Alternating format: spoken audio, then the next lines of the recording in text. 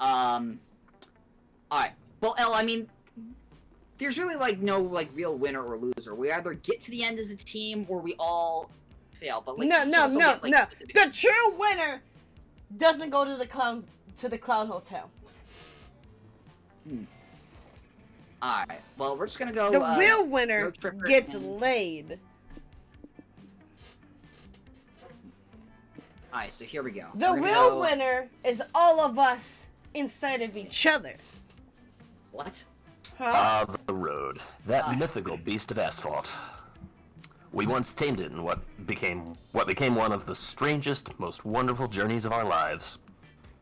Back then, we were young and unafraid. Trademark. Summer was coming to an end. Let me start over. Summer was coming to an end when Polly and Scott planned a road trip. I'm hopped up on cold medicine. Feel that. The whole thing was bound to go off rails. This was the Prank Masters, after all. Scott Howell, 21, a werewolf athlete who compensated for his rather small brain with a stupidly huge heart. And Polly Geist, 22, question mark? A party ghost with an insatiable hunger for all the wrong things. Isn't it too cold for a road trip? In real life, Mikey, yes, but this is video game logic. It's too cold and it's too wet. Get your mind out of the gutter. Each of them... We're gonna get moist! Each of them were, by themselves, an agent of chaos. But together? Oh boy, together they were the perfect combo for hijinks to ensue. Me and Hedge in a nutshell. Who in their right mind would have agreed to join them on such a trip? Well, let's find out, shall we? Who are we real? I am going to be my main. I'm going to be playing as my beloved Nightmare Boy. So let me go ahead and... My YouTube viewers would be sad. Sorry. I hope I packed enough stuff. Goodbye, comfort zone! Hello, zone. Well, I gotta be best girl, Zoe. Shadow zone, comfort zone.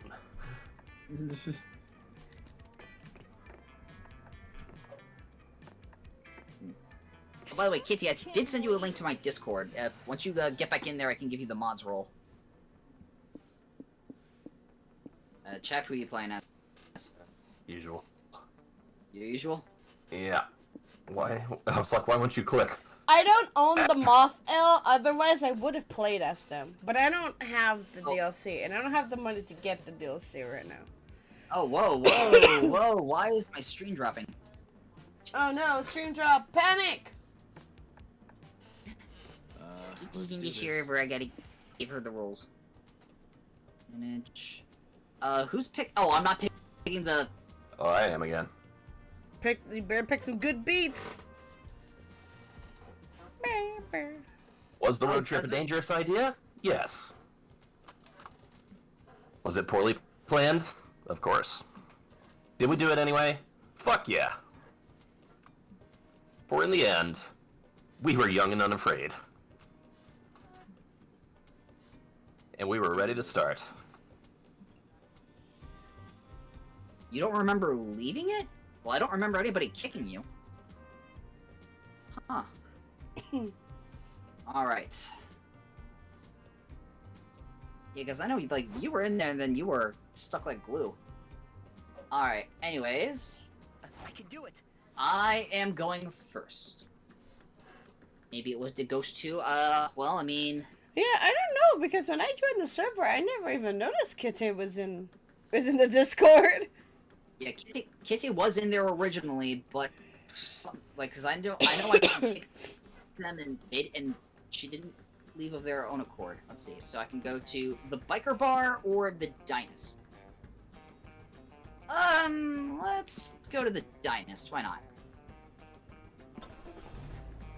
Well, look at that line of people! Fuck, you can't even see the diner from here! Anyways, the Dynast is a classy locale made for the road tripper with discerning tastes. Crowded spaces. My biggest foe. What a mood. Sadly, it looks like everyone and their mother is a road tripper with discerning taste. This place is packed. Oh, the only way you're going to get seated anytime soon is if you sit with someone else. This is a great opportunity to smash conventional manners and make new friends. Who do you sit with? I hope my voice can Couple handle who this. looks like they need... Okay. The couple who looks like they need couples therapy from you, maybe? Oh The god. table who clearly doesn't want to be bothered. Or the poor soul waiting for their blind date. I really want to see the couples therapy. Well, I mean, it's the only one I haven't checked out yet, so let's do it. Is the citizen one? Yeah! I had to give them their rollback, Mikey. There we go. I gave them the mod and the fellow players roll. And Kitty, despite your absence from the server being a mystery, you are in my stream alert, so your stream does get announced whenever you go live. You take things slow. Just like your non-existent love life. Oh shit. Oh, you're a bitch. What was that roast? Where did that roast come from? Jesus Christ.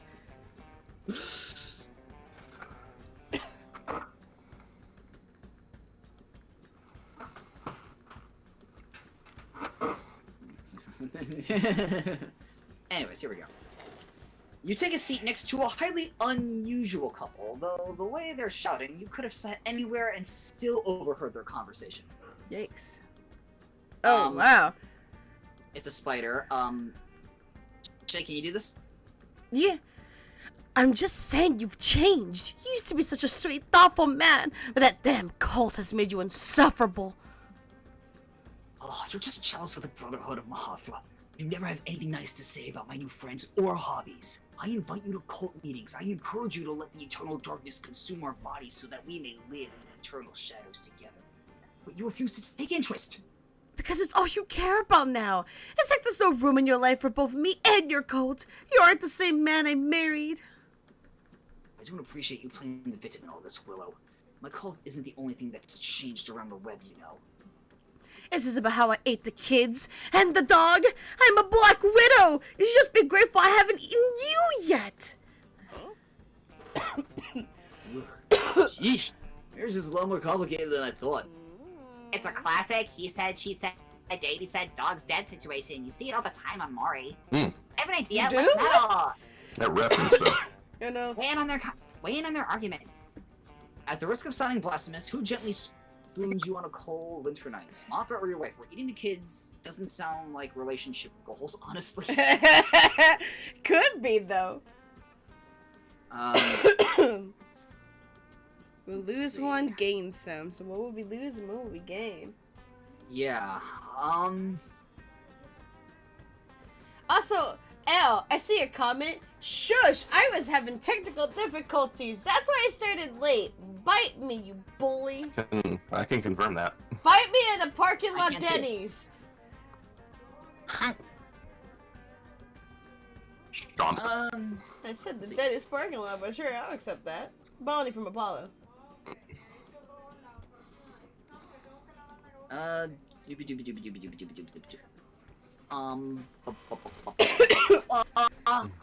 the kids doesn't sound like relationship goals, honestly. This again. I don't shame you humanoids for eating pork or flaxseed or whatever. Erica. Hello. Oh.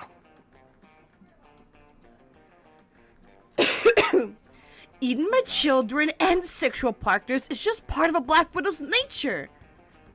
I know that. Eating the kids wasn't what upset me. I was a little relieved to be rid of that, in fact. Oh my Jesus. But you didn't even ask me first. You should always consult your partner before making a major life decision, like buying a new car or devouring all of our offspring. Jesus Christ. I mean, they could have more? I didn't ask you because I didn't want you to judge me. Most of my exes ran screaming when they showed them my true fangs. Willow, I love you, thorax and all. You're my mommy long legs. I married you. God. Mommy long To me. legs! I want to be consulted on the major choices you make. We're supposed to be a team. Honestly, that was what originally drew me to the cult. Crave companionship and validation, even if I had to get it from an eldritch horror. I'm sorry, I'm just still not over mommy long legs. No, that's fine. That is fine. Nate, I'm so sorry. I shouldn't have been so selfish. The next time I have a problem or a craving for our young, I promise I'll consult you first. Thank you, sweet legs. Don't worry. Life is long. We'll have more kids for you to eat. You still will have a chance to get this right the next time. Get it right the next time. That's not the same thing. Next time, I'll bring the salt so you can season our children properly at least before you eat them. Wow. That was something. Does this mean eating kids is okay as long as you're honest about it? Because if so, Wolf Scott has some things to get off. No, Gain 2 salt please, for Scott. not condoning children eating, but lose 2 stamina from all that offspring you'll never get to have for lunch. What the shit? Okay, Apollo, you're not allowed to eat, like, Apollo Jr. in the future. No, I don't plan on it. National Park, or Roadside Wig Museum. Cheating cat. The guide says they have over 400 wigs. And we're gonna try them all. Oh, shit, yeah. What, buddy? When did Sonic eat his kids? Wigs of every color. Wigs of every color, shape, and style, from afro to updo, are on display here. Wig to meet you, madam. Oh, Jesus Christ. You never knew there was such a rich history to artificial hair. There are plenty of things to check out at the museum. You decide to. Check out the exhibition, attend the kids tour, visit the gift shop. Chad. Now, let me go get the cat. You, Polly, and Scott enjoy wandering around the magical wigs for the fabulous exhibition for all of 4 minutes. It's Polly time. He walked away. He went to get the pussy. Here we go. You're bad at us for pussy! You're lying! Okay, I'm tired of staring at these wigs. Let's try some on. Please do not try on the wigs, ma'am, says an employee. Oh, before it's to call security. If we can't try them on, can we at least eat them? I'm hungry, and the big powder wigs look like cotton candy. If you eat the wig, I'll definitely need to call security. What about this wig here? The sign, it says it has arcane powers incomprehensible to any mortal. I'm not mortal anymore. Let me comprehend them. Yes. Oh, God. The employee sighs and clicks a button in his pocket. And you're all forcibly carried to the next room by the security guards. This sucks. Shay, how the hell are we supposed to have fun here if we can't touch stuff, eat stuff, or fuck around with forbidden magic? Great question. You don't know much about having fun at a museum yourself, but you know a lot about bothering people who want to be left alone. You look around the exhibition and decide who to pester for your entertainment. The curious fellow who seems to be really into wigs, this dandy suave gentleman who looks quite heisty. Oh man, who do I want? Have I voiced either one of these before? No. Or has But anyone? No. I think you'd be a good fit for this, chef, honestly. Ah, God, which one do I pick though?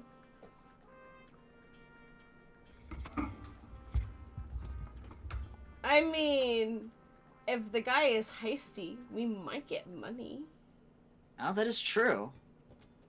What would we even get from the other guy? Because there's no intelligence or smarts or anything. Mind, probably. Oh yeah, mind is a thing. I'm stupid. Like, here's the thing. What I'm thinking is, Uh-huh. if we pick the dude on the left, we'll gain mind, but probably lose hype. Uh-huh. And if we go with the guy on the right, we'll probably get money, but we'll lose soul. Mm-hmm. And we can afford to lose some soul because it's currently our highest stat. I know my webcam feed kind of blocks our stats, so let me just go ahead and show you guys for the folks at home what we have at the moment.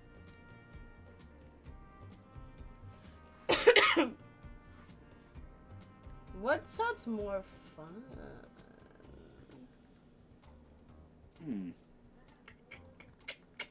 A heist would be pretty fun. Oh, that looks like a stoner.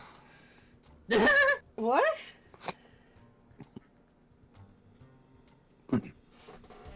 The dude on the left, chap says, looks like a stoner. But he's got so many wigs. The stoners wear lots of wigs. Maybe. Even Kitty agrees. Oh, there we go. Said gentleman moves closer to you, casually eavesdropping and fiddling with his attached case. I look heisty. I don't know what you're talking about. Alright. Oh, okay, guess we misjudged you. Sorry about... Yeah, you caught me.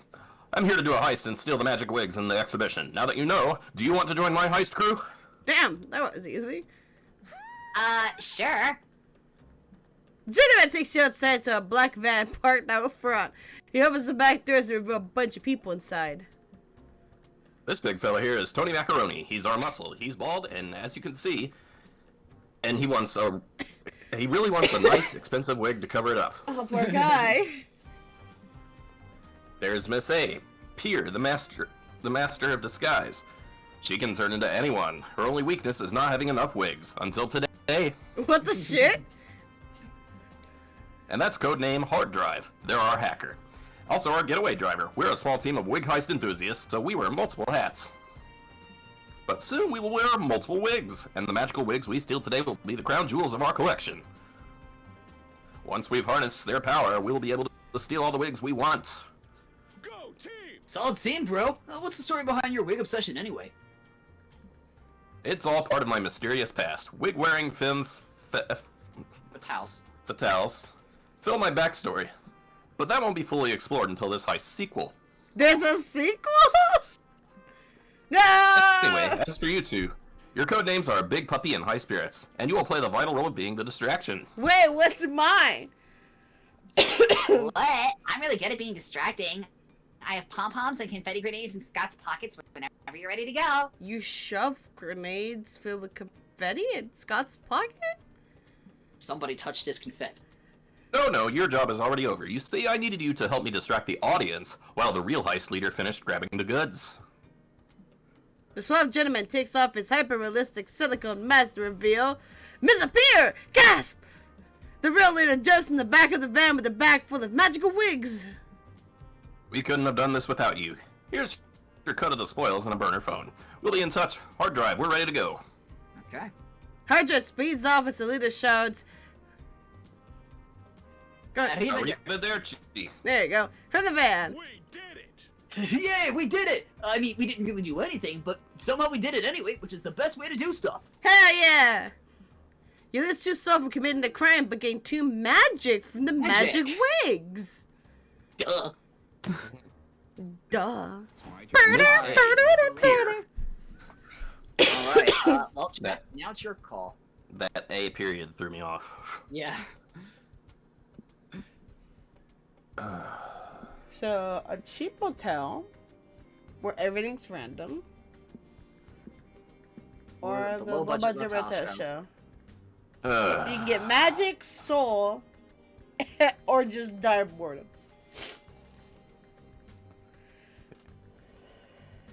What's the blue one again? You would lose hype Yeah. in this case. I don't know, I feel like this would be more of a solid conclusion than the other one. I might gain stamina here, right? We could. We don't know. Yeah, we could gain anything. It depends on your choice. You can literally gain anything, and you could lose anything. It's all random. Ah. That seems like the safer bet. What are the reptiles showing, Molly?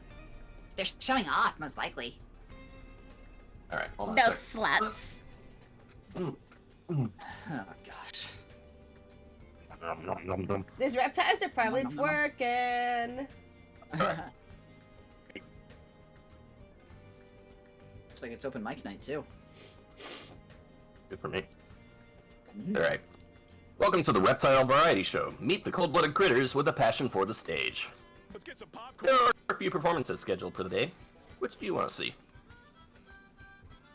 By the way, if you're wondering what I was going for with that businessman, I was going for some, like, uppity newscaster, you know? I got it. Charming snakes, a crocodile, but it's a stage magician, or improv iguanas. Hmm. Alright, so we know we gain magic from the second. We gain soul from the first, and we'll lose hype from the third. Like this is a safe bet right here. Okay. You settle in to watch the snake charming show, but when they bring out the snakes, they don't bring any charmers. Odd. Oh. Then the sensual music starts, and the two uncomfortably hot snakes slither seductively out of their barrels. Oh my god. I've never seen these before. Holy shit, yes! Chippendale snakes, how about that? Sup, my oh, you want to do this one? Yeah, you do Sure. the Jack. Go for it. Stop, my suave companions. I see we've got some new faces in the audience. What's your name, doll? Polygeist, age 22-ish. Sex, yes please. Location, top and bottom, wherever you want me, baby. Oh shit! And who's this strong, muscular specimen? I'd love to sink my fangs into your rippling pectorals. They must have forgotten something. I don't even know if they had left, but I think they're gone now. Love the snakes be like other stuff in this game more. Well, we'll see what happens. I don't know. This isn't. Was that the sound of disgruntled? Mm-hmm. I'm Scott, and I gotta say, the way you're wrapping around my waist is making me think about snakes in a way I've never had before. You guys are just so... charming? That's us, doll. Please, won't you join us backstage? We've got some delicious, full-bodied refreshments waiting just for you. Oh my god! Oh my god! I'm gonna do my best Liberace impression. I think you nailed it. Oh boy, I love being wined and dined. You'll be wined and dined, all right. Wined and dined upon. These snakes are trying to seduce and consume you. Tab, are you sure you aren't just jealous of our hot snake boyfriends? I'm sure they could introduce you to one of their hot snake friends. Pass. Or, well, no, definitely. Thought about it for a split second, Polly like. and Scott from throwing themselves at these reptilian Romeos before they get hurt. Well, the thing is, can they really eat Polly? She's a ghost. The only one in true danger is Scott. They only want to eat her out. Ow. Oh shit! Half the things I didn't expect coming out of that mouth. I was laughing at reptilian Romeos. Okay, what do we got? Take the long, safe road and bring out the solution nature created for charming snakes deprogramming mongooses. Okay. Or submit them to the ultimate relationship challenge, going on a 3-day cruise together. Huh, alright, what do we get? Like, we get soul, but what do we lose when we hit one of these? The cruise sounds like if we're paying Money? for the cruise, we'll probably be losing money, and then if we do the long safe road, we'll probably lose hype. We have enough to lose of either. What's your concern? None. It's yeah. We have no concerns at the moment. We just started. Okay. Yeah, we're just trying to hypothesize of which one we'll lose, because we know we're going to lose something. Yeah, we're just I'm- trying to be ahead of the game, because that's us. Solution nature. I'm just curious about this one because it's so bizarre. Sure. Okay, go for it. You call up a mongoose psychiatrist who specializes in deprogramming people who have been charmed by snakes or snake-leg cults. Oh, I see how it is. You're jealous of our snake boyfriends, so you went and found a mongoose to smooch. Loser. Do your own thing for once, chap. You're wrong, says Dr. Mongoose. wait, I'm here to save you from these cold reptilian bastards masquerading as good boyfriends. Yeah, I mean, who wears a shirt like that? They don't even have arms. They don't need the sleeves. He's just jealous of us, sweetie. Ignore him, and show me that sexy move where you fit your whole head into my unhinged jaw. Uh-oh, yep. This reminds me of the snake from the Jungle Book. Except Oh, God, yeah. except they're sexy and that guy was just a X-rated, creep. yeah. Listen, I've dealt with cases like these dozens of times. These charming snakes will kiss you, caress you, even promise you the world. But it's all a lie. Snakes do not make healthy romantic partners. They'll get you into their vice grip, then suddenly you're backsliding into the pits of their hungry mouths. I can build you a ladder to get out of that pit, but it's much better if I teach you how to build your own metaphorical ladder. Yeah, but I did like 3 tabs of acid before we got here, and Scott is... Scott, good luck teaching us anything right now. Dr. Mongoose pinches his adorable little snoot exasperatedly. Ugh, fine. Looks like it's time for Plan B. He starts swatting Scott and Polly with a rolled up newspaper. Oh my god. No, bad! Bad horny teenagers, bad! Well, they're adults, but still, bad! Snakes are bad. Snakes, bad. Associate this pain with snakes, both of which are bad. Oh, stop swatting me, Dr. Mongoose. I didn't even pee on the carpet or anything. Yeah, that would have the most effect on Scott, to be fair. Oh my god. The newspaper therapy fails to take hold, so Dr. Mongoose finally resorts to Plan C, which is apparently just eating the snakes. Oh, shit? No, Samuel! He promised to take me to see Pompeii! His promises were empty, unlike my belly.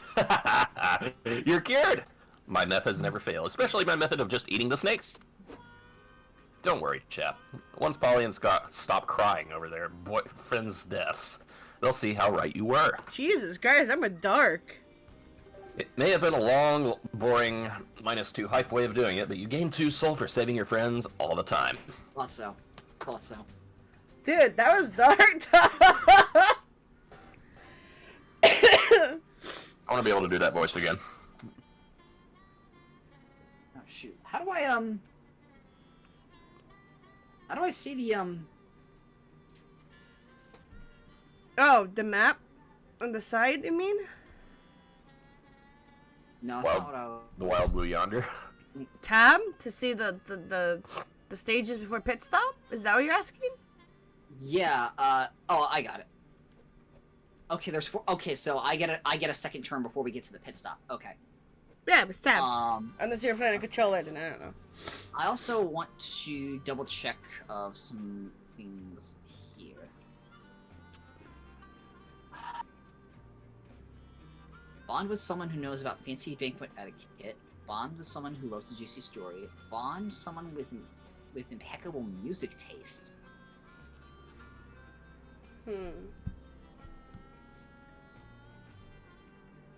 Well, okay, what ending do y'all want to go for? We went for the magic ending. So what ending do we want to go for? And we have to aim for that and not die. And I'll seduce the character if they are available, so we can get the extra bonus. Cause I just want a date ending, but I keep ending up with the I'm the magical god ending. I mean, Soul and Magic are in the lead. Technically, I'm not god, but What are my do options? Soul then? Could do that. I want to believe or a regular motel. Yeah, let's go to the UFO site. Just have to believe, Peter Pan. Wow, a UFO! Scott, that's a frisbee! Wow, a frisbee! You came here today to answer the age-old question: do aliens exist? Is that a dog Who knows joke? if you'll see any today, but at least it'll be fun to hang out with the other UFO spotters. So besides watch the stars and swap extraterrestrial conspiracy theories, what do you want to do? Look for UFOs, make tinfoil hats, send a message. We're joining like the that. Illuminati. I like that. Oh wow, a frisbee. You come upon a huge gathering of UFO spotters. You see lots of telescopes, constellation charts, and Jefferson airplane CDs going around. Oh, You wow. also see Kale and Abdu. So guys, I didn't know you were all into UFO sightseeing.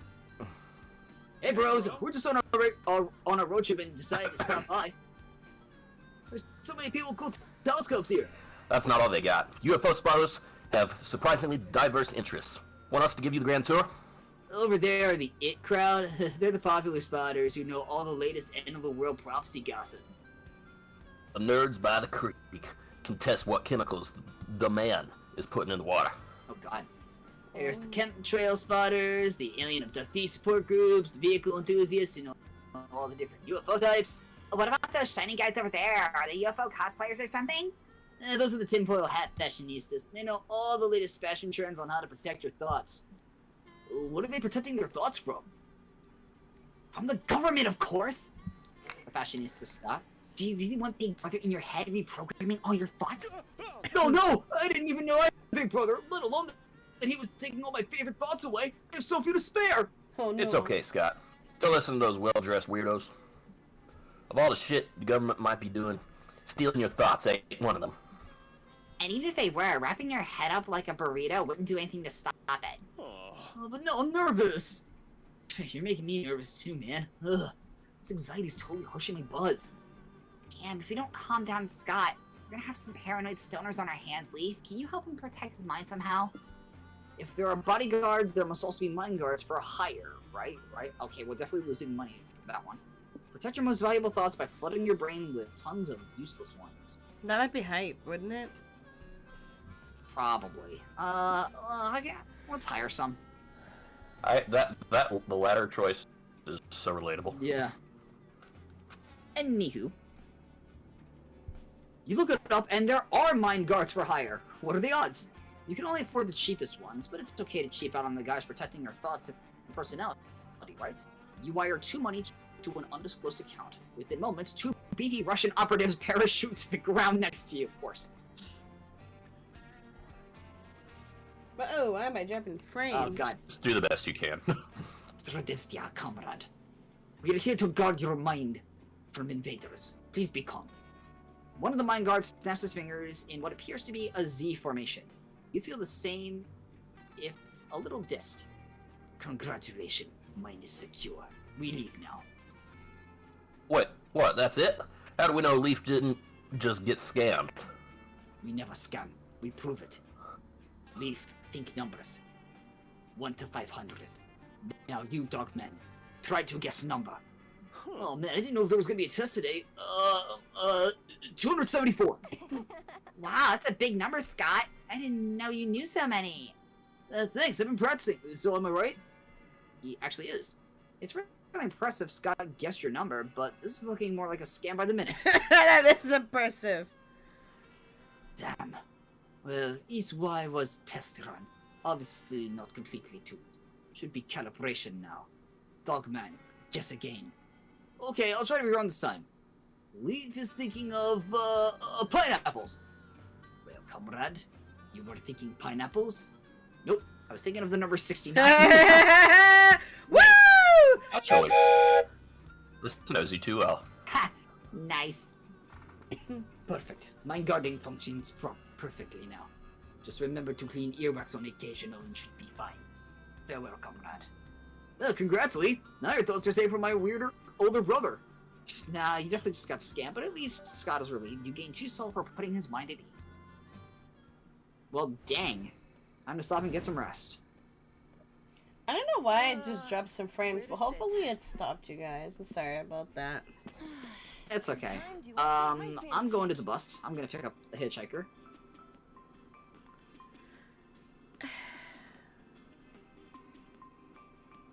I wanted to pick up a hitchhiker.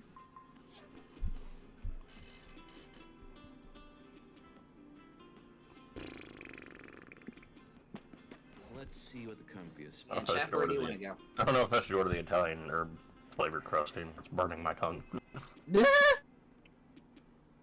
When they said flavored crust pizza at Hungry Howie's, they weren't fucking around. Man, I don't Yeah, want, no. I It don't, just I don't, punches you in the face. I don't want pizza. Alright. Mm.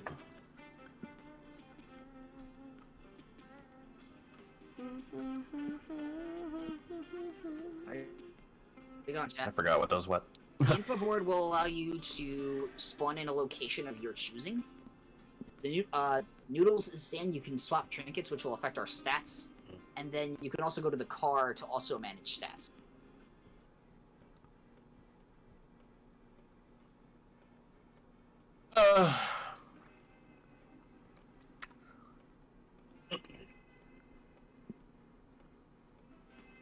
Sure. Okay. Later that night, beds here. Oh, Chap, you're up first. Now, are you a Really? cautious planner or a risky traveler?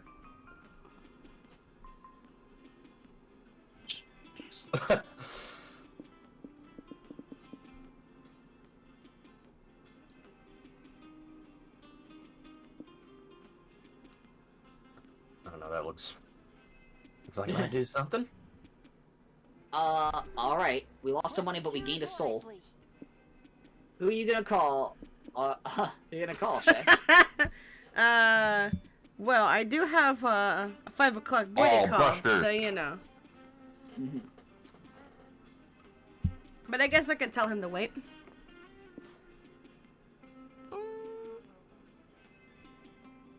His big, beautiful muscles. Muscles! I love muscles, bro! You're my little bulky friends that are always with me. That's a nice way to look at it. I even gave them names. This is Herbert. This one's Lucy Sue. Hey. This is Commander Crunch. Commander Crunch.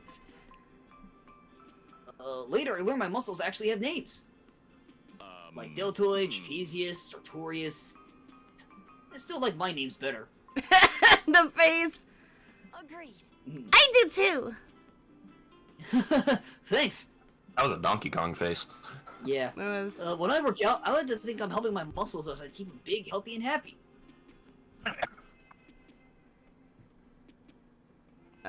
Click, click. You're doing a good job. I can tell. Yeah. And don't laugh. But sometimes I like drawing little faces on my muscles and imagine that they're supporting me while I exercise. Oh, that's so cute. Go team! Go Scott! I know they're not really alive, but still, it feels nice. I like it. I think it's cute. Oh shit, that's exactly my thoughts. Oh god. Alright. Scott looks at the stars. You look at Scott's muscles. All is right with the world. Alright, so now... Now we have all our- chaotic energy. all of our stuff is increased by 1, so gains and losses are going to be 3, I believe, for the upcoming week. So, Right. if we're gonna do the soul... Yes! That's exactly who we need! I was about to say to get the soul, and then we need Vera! I guess I'm gonna try to bang Vera then. Uh-huh. And I'm banging a werewolf, which is fine, because I have a thing for werewolves. Mm-hmm. You invite Vera to join your road trip. This car is not up to my standards. Fine, I'll come. My stupid chauffeur is running late anyway. Let's go now. We're already 2.5 minutes behind schedule. Christ. Alright, so shady business. Vera always has some scheme going on. She brings up some extra dough for the trip. So we gain But, money but lose soul! And we need this, and we need her for the soul ending. Yeah. Hi, Rob. Yes, Alright. you can't do anything. Go set that corner on fire. Set, Hedgie's house on fire. You can do anything you put your heart to. Vera is hella fun. She is hell. Have some pizza. I'm not gonna finish it tonight. I agree. Alright, so Soul is in the lead at the moment. Week 2. Let's win this thing. Alright, let's do this. What do we got here? I'll check. End of the World Summit. Now here is a lounge. Probably Probably a just a mirage. Ah, shit.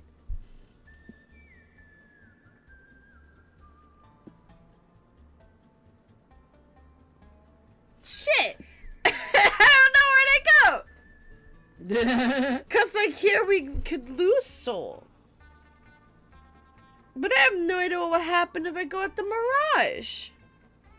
Mm. Ah!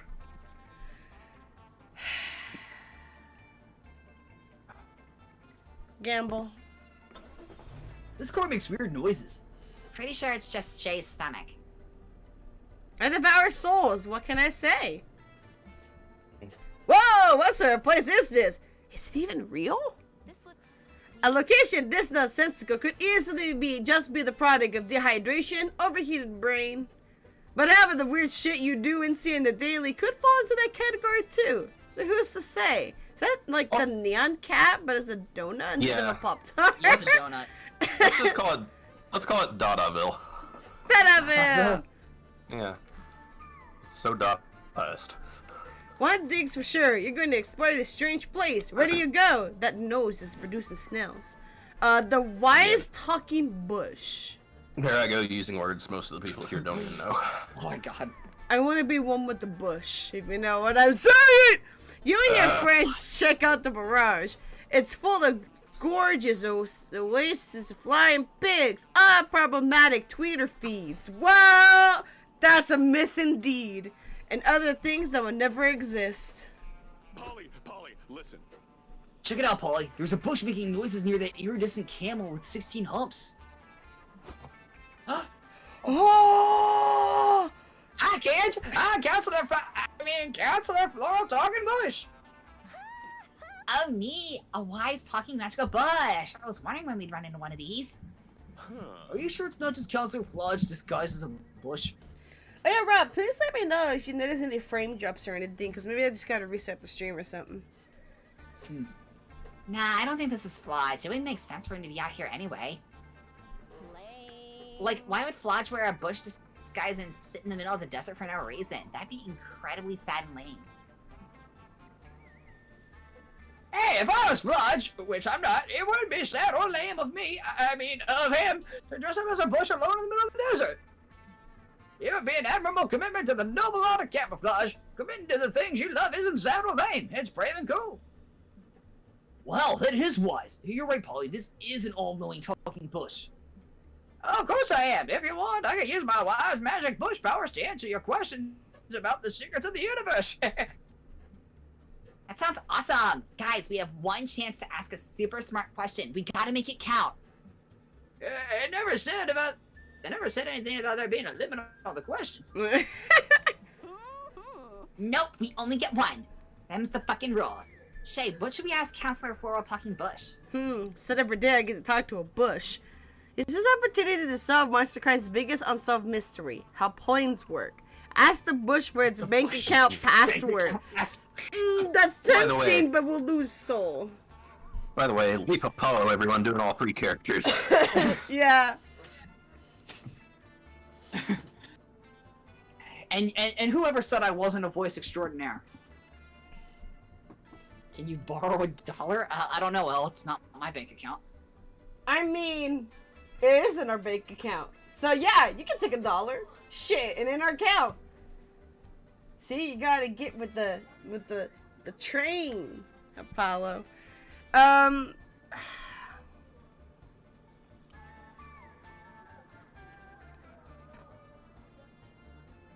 planes work. I think I might pick planes because it might increase her mind, but it'll lower her hype.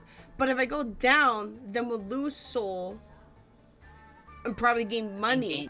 But the problem is we have Vera. Yeah. So go.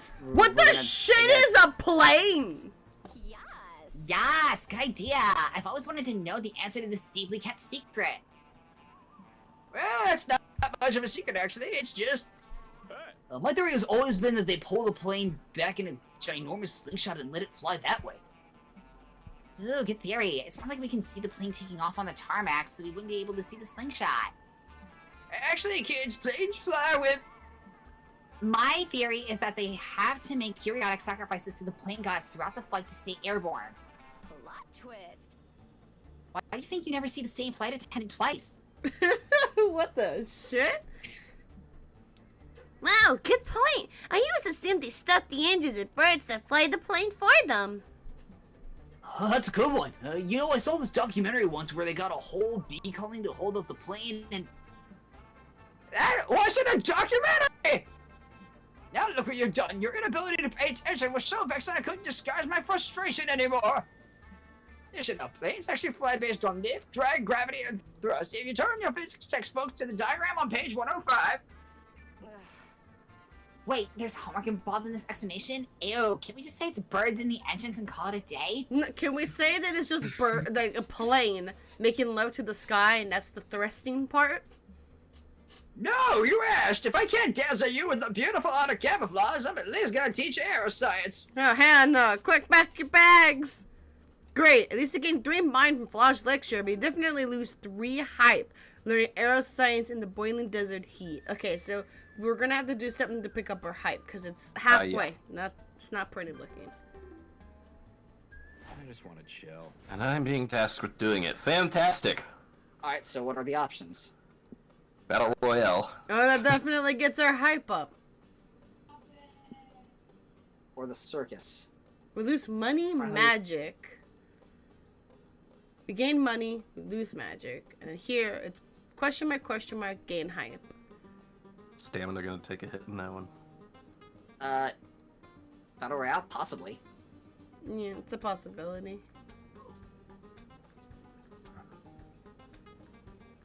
I don't know. But you can always, We need, you can always, we need hype so bad though that I don't Yeah, let's go for it. Why not? Is that place even real?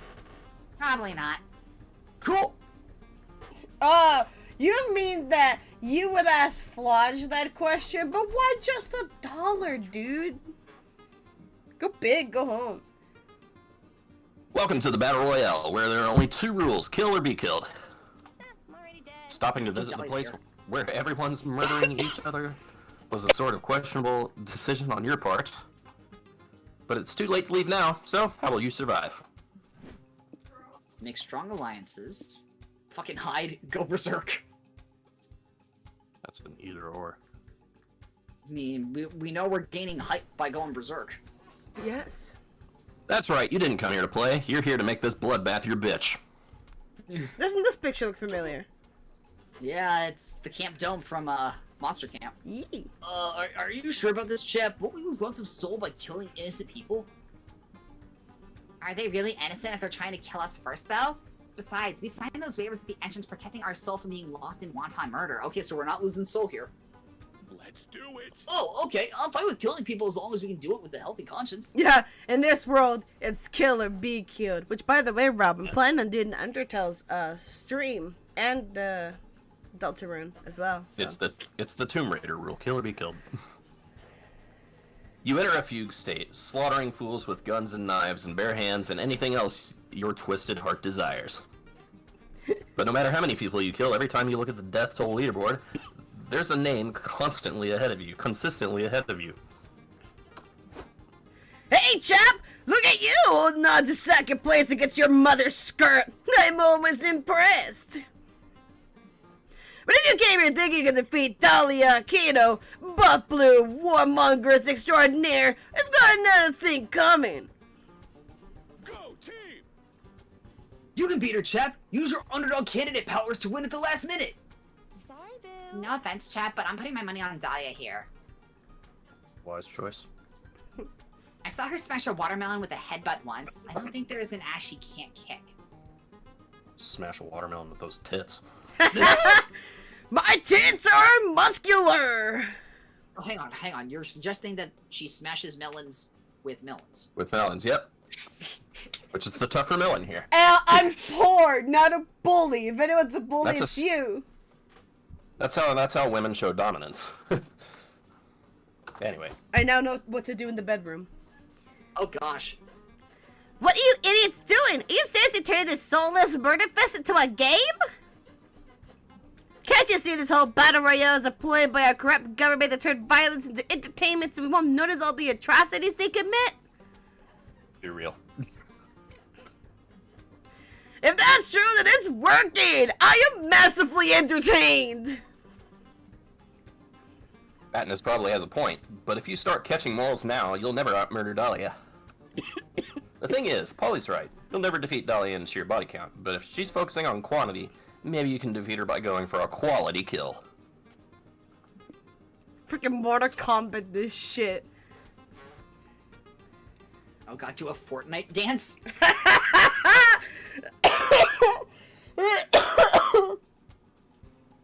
Sorry, that took me out. That took me off guard. Also, Dahlia's voice sticks a lot out of my throat. Or kill them forever before murdering them, harvest their souls, and hoard them all together into a single raccoon. Vicious. I thought you were gonna say a single Ratatouille. It was like, man, that movie's changed. Mm-hmm. Problem with ADHD, your mouth sometimes doesn't work. Bruh, I feel that. I feel that.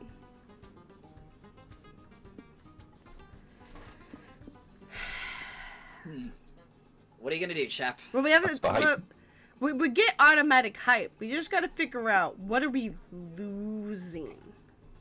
Do what cool kids do these days. After murdering someone in Colborne, perform a silly internet dance. They said that our soul is safe because we signed the contract. So. Right. So I feel like if we do the dance, we'll lose stamina. Killing them forever. Harvest their souls and hoard them all together into a single raccoon. Magic, maybe? Perhaps. That sounds very magic-y. That would be a double gain, wouldn't it? No, it would be a double loss. No, we're gonna guaranteed hype. We have to figure out what we're losing here. Yes. Based on our choice. So we're gonna get double hype. But what are we gonna double lose? Got the two survivors hiding behind a rock while the battle royale rages on. Me, every time I'm hiding from Wesker. We've somehow made it this far, Curtis. With our alliance and a bit of luck, we might be able to win this wretched thing. We got this, Ted. We just have to stay vigilant. If we just make it to the river, we can... Curtis is cut off by a bullet cleaving his skull in two. So much for vigilance. Jesus. Then, something bursts out of the bushes. It's you, chap, wielding a knife. Fuck it, Ted screams at you. You already got my boyfriend, I don't care anymore, just kill me. Oh, God. Wait, what are you doing? Why are you drawing glyphs on that cardboard box with my blood? Ted dies before you can answer him. And then, with three magic, he wakes up inside the cardboard box, but something doesn't feel right. Oh, a newcomer, says a voice in his head. Welcome to the Raccoon Collective. The Raccoon... What? What are you talking about? Ted cries. You were stabbed to death by that weirdo who drew glyphs in your blood, right? Yeah, that person was adding your soul to the body of a dead raccoon. It ain't paradise, but we gotta make do. We all control a different part of the raccoon and try to work together. Hi, Vince! You're awesome and amazing. Thank you for I showing control the front up. left leg. So is the Mohammed's- blessing. Mohammed's on tail duty. Jason does the blinking. Pinksy controls the back legs, and my wife's on the lungs. So they're like a giant ratatouille. Sorry, mine just fell in the gutter. Nah. So, what part do you want to control? Don't say the penis. Natalie already called that one. imagine like someone just goes into a raccoon and's like, you can control any part of the penis, but you could do any penis. Just wanna die, Ted weeps. Well, since you're not choosing, I'm assigning you to the anus. Nobody's taken me yet, and that raccoon really needs to poop. Good luck. Wow, being from hell, I thought I knew the depths of torture, but the raccoon purgatory you're condemning your victims to was next level. I know what I beat. Here, take the spoils of our battle. 3 hype for you. Alright. Let's try to get some soul up here. Yeah, you gotta shall we? roll out the red carpet when Vince is here. Picnic spot. It's a beautiful day to eat outside. Or space station, the final frontier. Yeah, Speaking of- I know the space station, I think, gives you the chance to trigger an Among Us event. But I think that requires us to lose soul. I Yeah, think. and I kind of don't want to do that. So let's.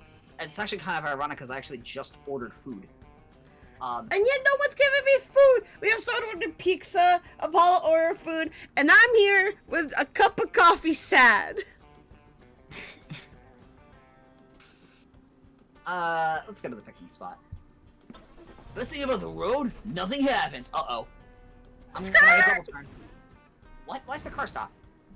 Oh, I'll gain mind from this. Interesting.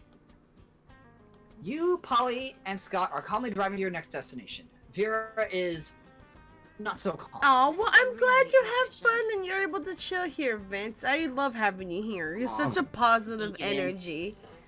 Mm-hmm. I honestly have no idea how you dumbasses made it this far before I got here. This trip is a disorganized mess. Like, why do we keep stopping at random places? We don't have to visit every zany location we pass. It just slows us down.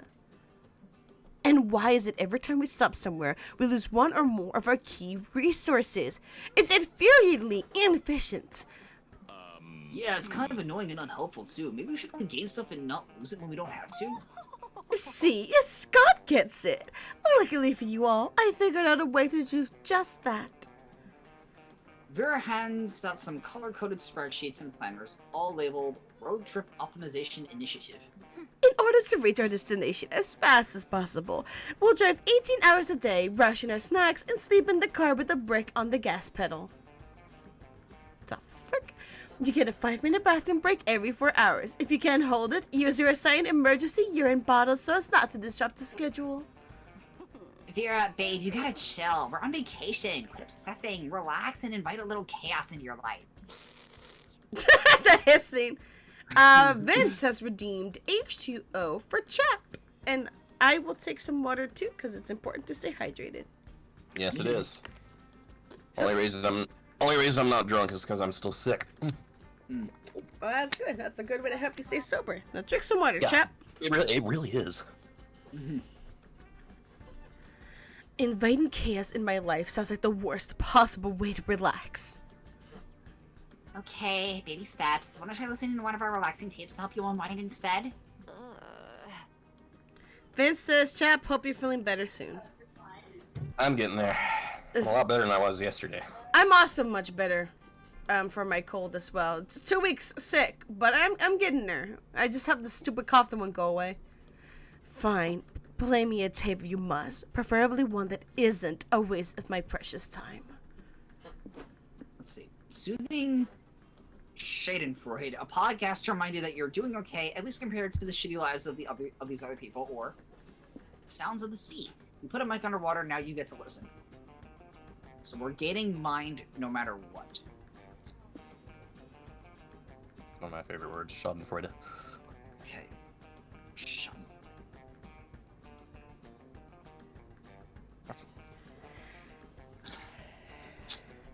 I feel like the first one will lose height. For sure. I really do hope that I feel better before Christmas at least, because I would like to spend this Christmas again with Apollo and not dying in bed. I'm hoping I'll get off on Christmas Day, at least. I won't. I think I work on Christmas, but I can take a nap and then I'm ready to hang out. Sag. Also double money. There you go. Let's go with Sounds of the Sea. We put a mic underwater, and now you get to listen.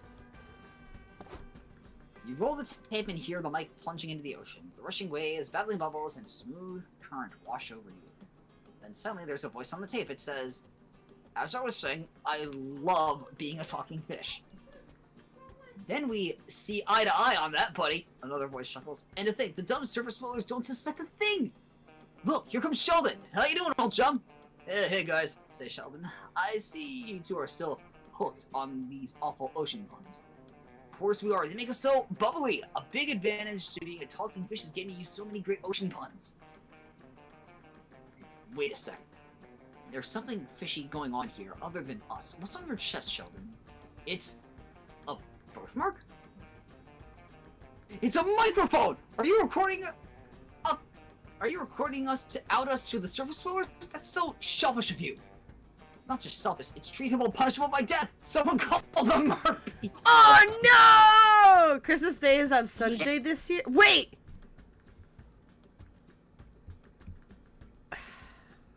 That I means suppose that scares you.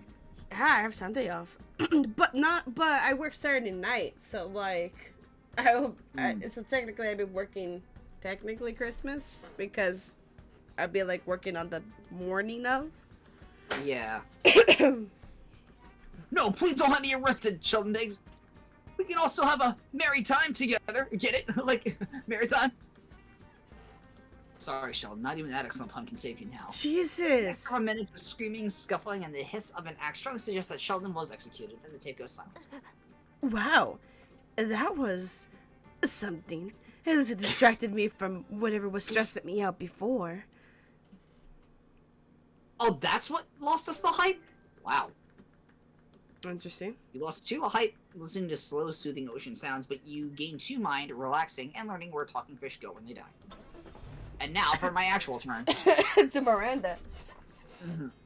Would I leave more? What the shit, El? I'm gonna banish you to the mer people. Jesus. The sun is shining, the birds are singing, and the ants are eagerly anticipating eating your scraps. Let's feed my fears. What a perfect day for a picnic. You've got your picnic basket and your checkered blanket. All that remains is deciding what to do now that you're here. Have a nice picnic, crash other picnics, play fetch. Well, we're gonna gain stamina. Have a nice picnic. Or play the odds by playing fetch. Before that, I need to make sure that my internet doesn't have a fucking seizure. Because it's having a fucking seizure right now. So it's fun. What the hell, man?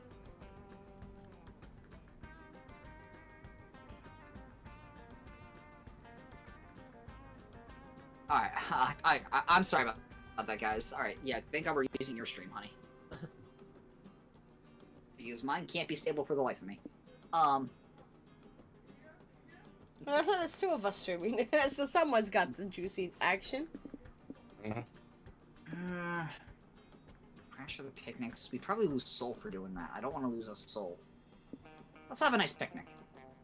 You've got the picnic basket of food, you've got the nice day, and you've got the friends to enjoy it with. You just need to decide where to spread your checkered blanket. Let's do it. Don't worry, guys. I know how to find the perfect picnic spot. Read all about this in Monster Scouts. First step is to make sure your spot has nobody else's pee on it, because it's rude to picnic on a spot someone else already cleaned. The perfect picnic is also best enjoyed with 3 to 6 friends. Good thing we're somewhere in that number. Let's look for a place on a high hill with good air. I'll lift my finger to test the wind while we walk. I've seen people do it in movies. Whatever you say, bud, I'll just follow you around until you find a place we can sit. You indulge Scott in his picnic spot hunting antics. He finally finds a patch of grass deemed suitable, and you dig into sandwiches and potato salad.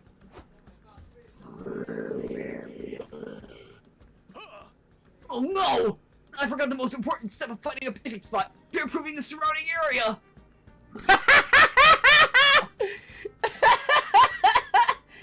Oh shit, it's got a gun! Whoa, is that a bear with a gun? That's my second favorite excuse for how I died. Oh no! This bear isn't just stealing the picnic, it's robbing the picnic!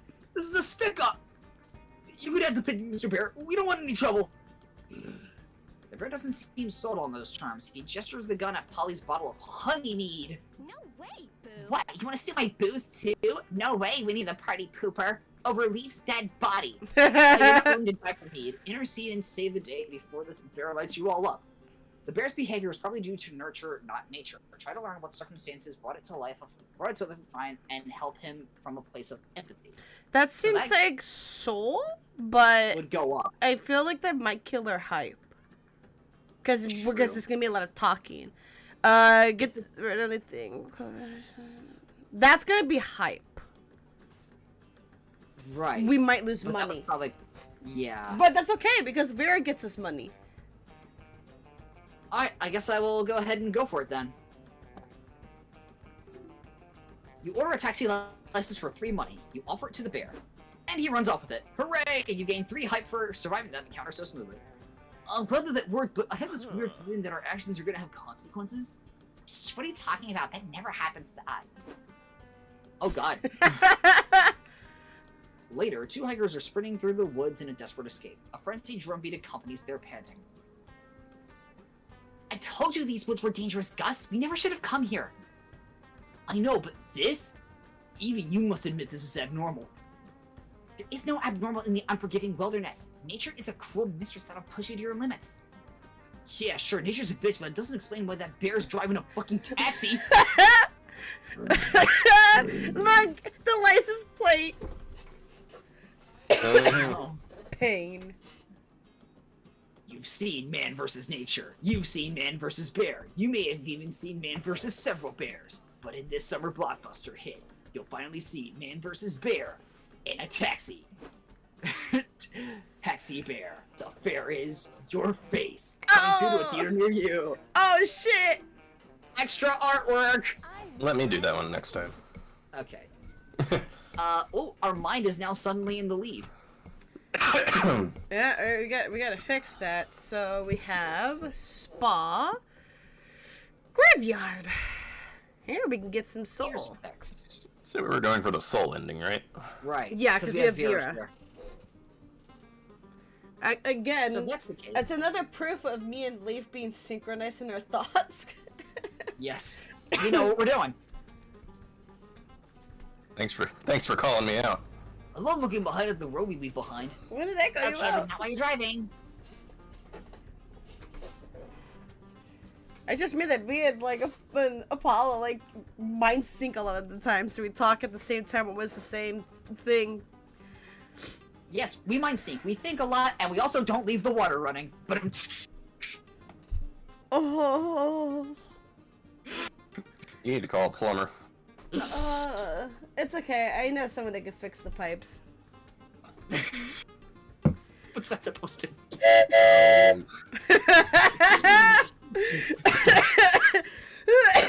Oh shit! Graveyards are seldom quite. Oh, sorry. Go on. I said that has multiple meanings to me. That's why I blew. That's why I blew the horny whistle. Yeah. Graveyards are seldom quiet places made for reflection and paying respect to you, the dead. Hello? What the hell? What is Zoe doing? Is that a can? Old-fashioned. Yeah, Can phone. it's a can phone. If you're a snooze fest, but you're with Polly and Scott, which means the graveyard is the perfect place to play a prank. The only question is, what's the best prank to pull?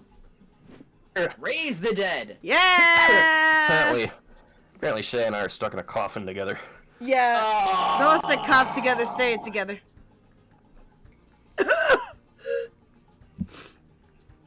It's always whistle time, Rob.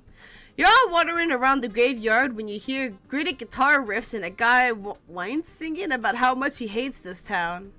You follow the sound to Gerald, the necromancer, lodged in the Gerald. I always call him Gerald.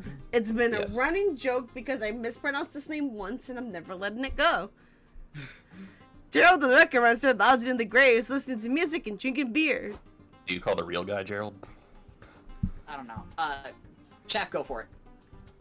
Oh, great. I see you found my secret hideout for my rare nights that I choose to do my brooding outdoors.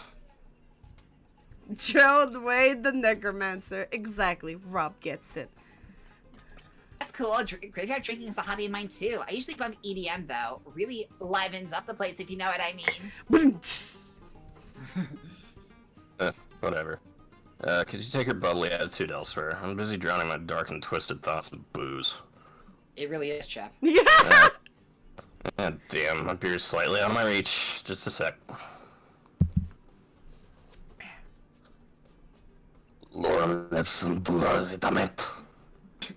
Lights flashes from Gerald's staff, then a zombie claws out of the dirt, surrounding, shambling, and crying, brains! Yeah, brains, right. You just hand me my beer there, it's to the left. No, my left. Yep, perfect. Good work, Thrall. Aw, your zombie's so cute. Like one of those old leathery chihuahuas you can't help but love. When is a chihuahua leathery? Mm. That's a horrifying thought. Oh, I got it. Can we name him Tickles? I had a hamster named Tickles once, but I accidentally ate him because I thought he was a potato chip. No, you can't name him.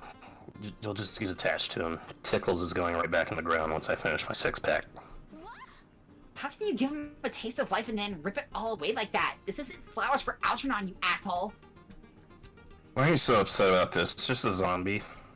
They're usually just animated corpses with no personalities or free will. Let's test that. Hey, Tickles, if you have a free will, say brains! Brains! See? Total sentience. Tickles is in there. We just need something to draw that dazzling personality out of its shell. What do you suggest, Shay? Brains is nice and useful, but you can help Tickles by teaching him a second essential word for his repertoire. The zombie screaming brains. Taxi license! Yes! Zombies don't want taxi licenses. They can't even drive. The only thing a shambling creature wants is to embrace the cold quiet of his coffin. It's amazing. Gerard, buddy, bro, dude, Gerard, think about it. If movies have taught us anything, it's that zombies have two major weaknesses. They're slow as fuck, and they don't have a day job that provides them daily sustenance. Great plan. This solves both problems. What could go wrong? You buy a tickets a taxi license for 3 money and gain 3 soul for giving his afterlife a new purpose. In the post-apocalyptic future, 2 citizens are sprinting away from the zombies that out-ravage New York City. They can barely outrun the undead mob. Look, Hedgie, a taxi's coming towards us. It must be a fellow survivor. The couple jumps in the open doors and the taxi speeds off. Phew, thanks for picking us up. We're headed to Northern Boulevard in Queens. The taxi driver responds by turning his head around 180 degrees and crying, "Brains!" That's me, and I actually used to be a cab driver. Oh God, he's eating me! I knew we shouldn't have called an Uber! Pull over, I'm not paying for this shit! Turn off the meter! Turn off the freaking meter! Go ahead, Chap, do it. Do it, Chap. What? You said you were Yes. gonna do it next Read. time. You've seen slow zombies. You might have even seen weird, sort of fast zombies. But in this summer's blockbuster hits, get ready to see a taxi-driving zombie. Taxi Zombie Lunch Rush is coming soon to a theater near you. I can't believe we got 2 of them in the same one. That's amazing. That's amazing, one after another. Holy shit. Yeah, I was hesitant because I didn't know what it was. That was so funny. Oh, I'm dying, honestly. Whew.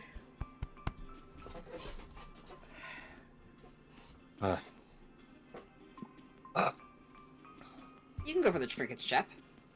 Well, you gotta be careful with the trinkets when you do the trade. Yeah. So you can either just summon a spot for us, or just... Oh yeah, Chap could will a trip into existence. Yeah. Or you could just choose to extract points from one end and put it in another. You know, the risky safe. Because if you play it safe, I think it'll take mind and put it into money. If you do the safe That's route. right. What is the safe route, though? The safe route is that it takes more points from the higher stat that we have and put it in the lower. So if you go do that and you hit safe route, it'll take from mind. Where to sit? Or you could do I that. gotcha. Well, that's different. The noodle stand is straight. Oh, it is different? Yeah. Oh, is it? It was the car. Okay. Well, desert. We're gonna noodles rock shop available to invitation only. Oh, but I didn't receive an invitation. Ugh, who cares, really? Anyway, here's something already. Alright, so let's see what we got. So Scott Snacks is Statima. The gasoline your is mom. obviously magic. The postcard I think is soul. That's the ending we're on. What's Dragon Heat? Dragon Heat? That sounds like hype, maybe? I think I had a guide here. Let me see. Noodles Trinket Guide. Let me go look real quick. So basically, chat, we're gonna lose one from one resource and gain one from another, depending on what you decide to trade away. If you trade away the Scott Snacks, we'll lose stamina. If you trade the gas, we lose magic. If we trade the postcard, we'll lose soul. And I don't remember what Dragon Heat is. It won't load! There it is. Whoa, what up, man? Load, you bitch! I'm honestly trying to think. Let's see. Oh. Here it is. Enchanted guitar that can only play Wonderwall. Oh, that's great. It was Dragon Heat, right? Dragon Heat. That would give us money. Yeah. Where's Dragon Heat? What's the truth? That's mind. Evil gummy bears? I don't. That might give us stamina? I don't know. I like how the guitar says, anyway, here's Wonderwall. Mm-hmm. It's up to you what you want to trade out here, chap. Alright. The only thing I know is that we're trading magic for something else. Sucker. For soul! Ooh! Oh, it's hype. Dragon Heat was hype. Okay, thought so. Nice choice. I actually got that at your 12th birthday party. You what? One day, Oh, come have a to good night. this. Bruh, he's an immortal being. Let's choose wisely. Alright. Scott snacks. Scott snacks. Woo! Okay, I don't even need to read that one. I went full wolf one night and I remember very little, but I know this much. I befriended some Japanese businessmen who turned me into a snack. My mind took that a different way. Yeah. They offered me a royalty to use my likeness. But since I have no idea what a royalty or a likeness is, I asked them for a lifetime supply of Scott snacks instead. And they said yes. Nice. How sweet! Hey, If you ask me, I think I won a negotiation. No, you didn't. Well, I feel a bit bad for that, so I still sometimes buy some Scott snacks with my money too, so I can support them. bro! They're my bros after all. You know, for a time I thought that the whole thing was like a rite of passage. Like, everyone eventually goes from boy to a snack and eventually man. Ah, yes. You know, That's a terrible choice of words. when we all grow up from child to snack. It turns out this is not true. Yeah. Yeah, that checks out. But I still came up with what the snacks some of my friends would be. Want to hear some of them? Sure. Yes, please. Miranda snacks. They're made of fancy stuff like caviar and truffles. They are a privilege to eat. Vera snacks, coffee-flavored buns filled with snake poison. I can see that, honestly. Strong outside and an even stronger inside. You're probably not eating it. Polly snacks. They're one of Polly's favorite snacks. That flower-looking stuff she calls nose candy. Oh. Oh god. Oh, Scott, no. So good, it's downright addictive. Yeah, no kidding. What do you think? They're very good and on the point, but please stay away from the poly snacks. Liam helped me come up with the funny slogans. He's very clever. One day you and I could brainstorm what Shay snacks might be. What do you think? What would a Shay snack be? Something spicy. Yeah, definitely. I'd be a jalapeno, indeed. Good idea. I love that, honestly. You could take a bite out of my snack any day. I mean, what? You should have wrote a bit more in silent stargazing. You think to yourself that in the end, Scott definitely managed to go from boy to snack. Hey, I need Alright, we're talking to Vera. This game's gonna kill me. I want to talk to her about her dream house. A place for myself.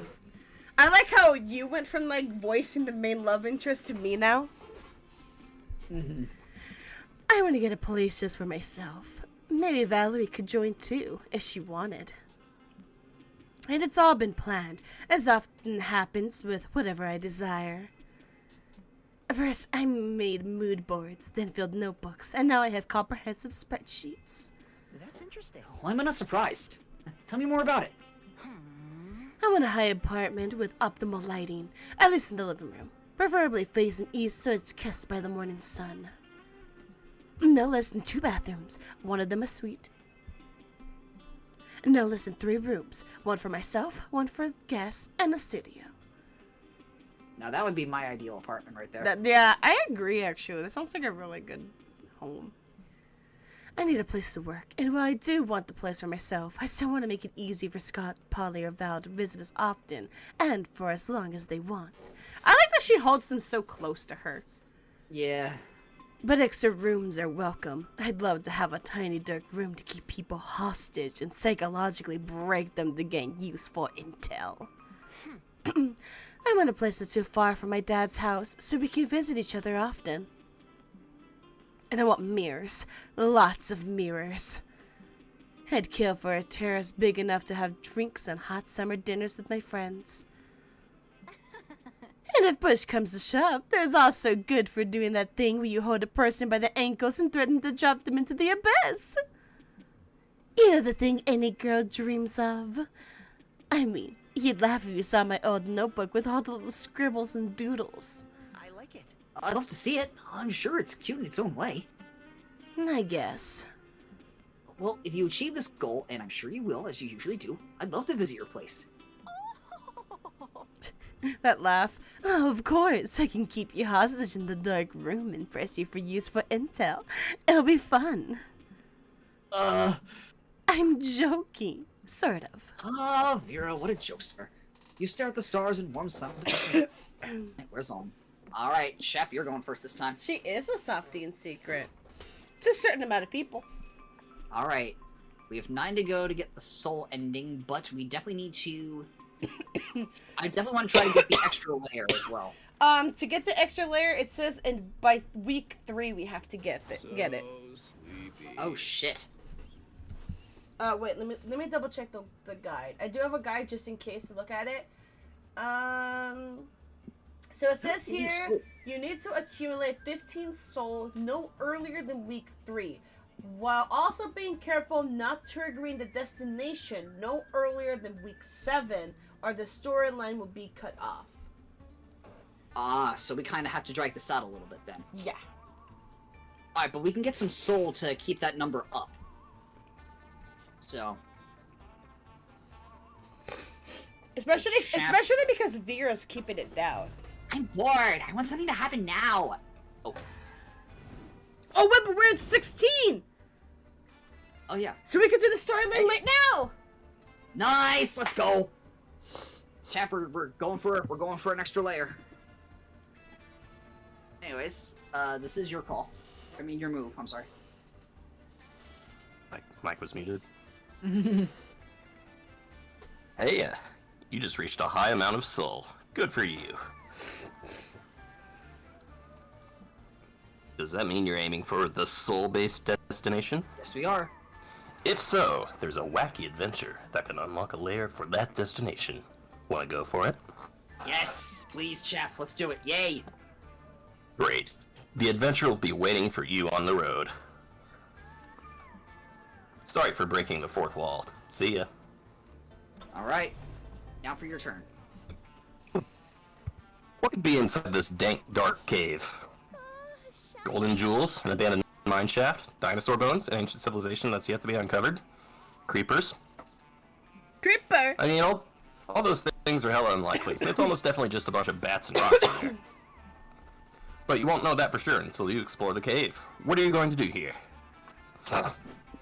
Look for ore, rescue trapped people, go spelunky. Well, we definitely need to keep our soul up here. Yeah, we're gonna lose soul because Apollo still hasn't gotten the deep romantic ending yet with Vera. When that happens, that's when this effect ends. So. Right. So. Alright.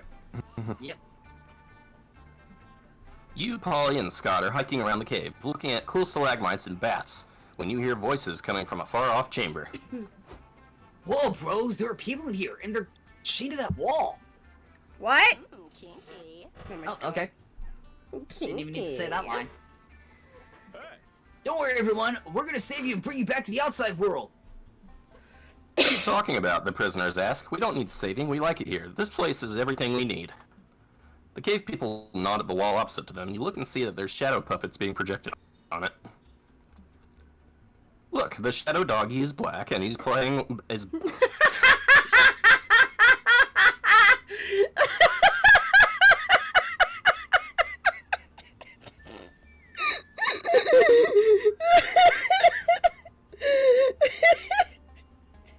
That was Freudian.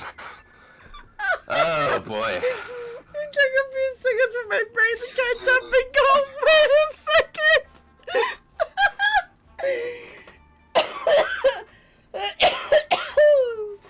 Oh, my God. Alright. Sorry.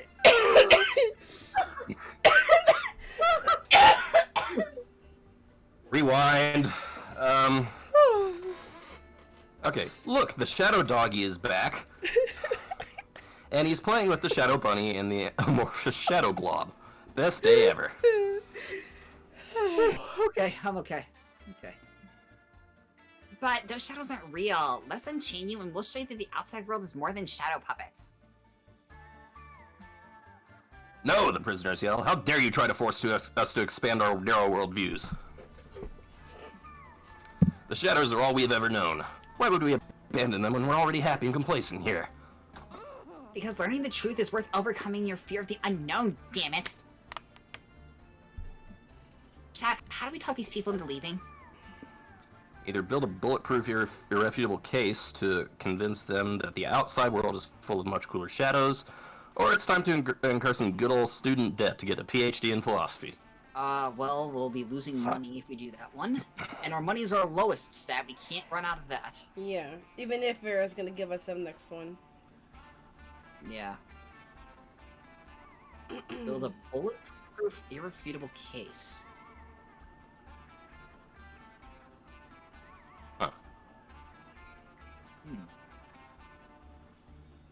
I don't know what that would cost us. I don't know. As long as it's not money, It's not. No, the top one will not be money. then I'm all for it. Alright. Great plan. Great idea! Time for a planning montage! Dun dun dun. A montage passes of you guys reading books about shadows, writing on a chalkboard, practicing your shadow puppets, and doing chemistry for some reason. You lose 3 mind in the exhaustive research. That's what I was hoping for. Oh, yeah, that's good. And planning, but finally you have your irrefutable case on why the prisoners should leave. Listen up, bros. We know you think shadows are cool, but the shadows outside this cave are even cooler. So come with us. That's it? That's your whole argument? What about the montage? What about the chemistry bit? We're not convinced, the prisoners say. The shadows in here are already pretty great. True, but get this. In the outside world, shadows are so cool and interesting, they even have their own mascot. Shadow the Hedgehog? Yeah. Ah! I guessed it, bitch! Sorry, I got His name is Shadow the Hedgehog. He's so popular, he has his own video game, and lots of lewd fetish art. He does. I've seen way too much of it growing up. Mm-hmm. He's also got a gun collection. That's Yes. canon. There is no innocence here. Oh, the prisoners say. Well, we do love lewd fetish stuff. Our second favorite thing to shadows is being chained to a wall, after all. I knew it! I knew this was kinky! You successfully free the prisoners, and they go to the outside world to meet Shadow the Hedgehog. Holy shit. Unfortunately, they're completely blinded by Shadow's coolness, but all that matters to you is gaining 3 soul for the rescue. Dude, I'm not over the fact. What do you mean I shouldn't be proud of this one? Shut up, pal. Let me be happy. Play, loot, repeat, Gothic Manor. This manor isn't just going through a phase, Mom. Gosh. Let's go for the manor. Why not? If something random happened right now. Oh no. Okay, so Blech. we gotta be careful not to hit the maximum soul. What's the maximum soul we need? Well, speaking of soul, we're gonna be gaining some. No, but if we don't, okay, so will it abruptly end the game, or is it when the round's over? Because if we max out our soul, won't we be automatically taken to the ending? I think it's after the round ends. Alright.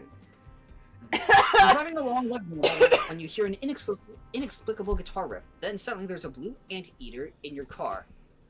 Oh my god! Oh my god! Okay, let me see.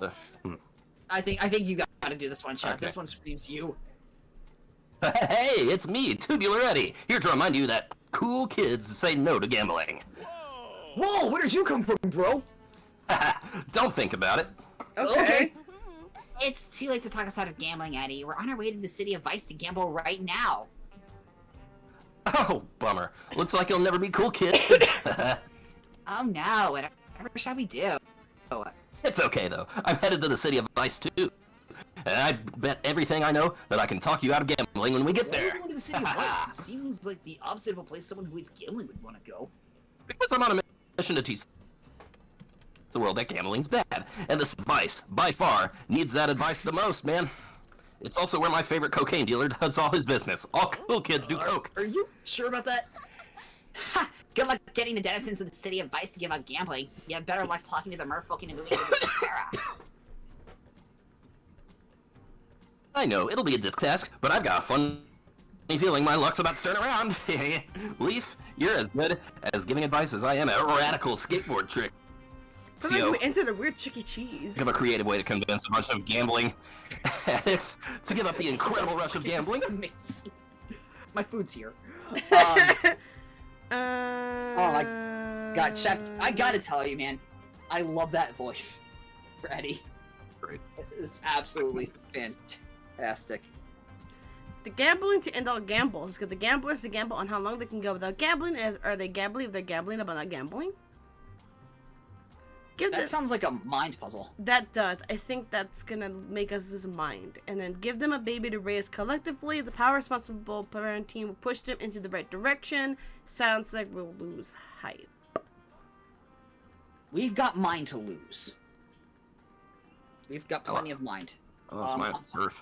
So that's the choice I'm gonna pick. I'm gonna go get my...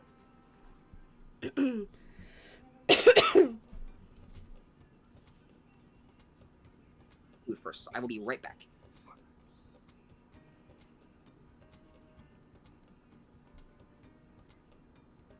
I like them. I feel like there was quite a few moments that I would love to clip, but I guess I'll make a highlight reel of it when Apollo does me the solid and send me the footage of the stream because I can't download my streams. Because Twitch sends me the middle finger. I do that to everyone, though. Like, apparently I can't log on to Twitch because I don't have a Windows 10. Because my browsers are all outdated without a Windows 10. But...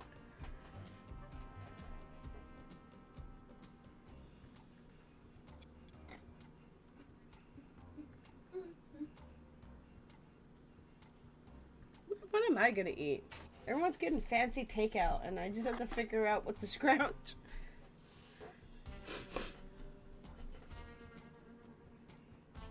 I mean, this is the first time in forever that I've had money to burn. So... Okay. And I could actually do some pretty badass Christmas shopping Nice. this year. Can't wait to see what you get me, chat.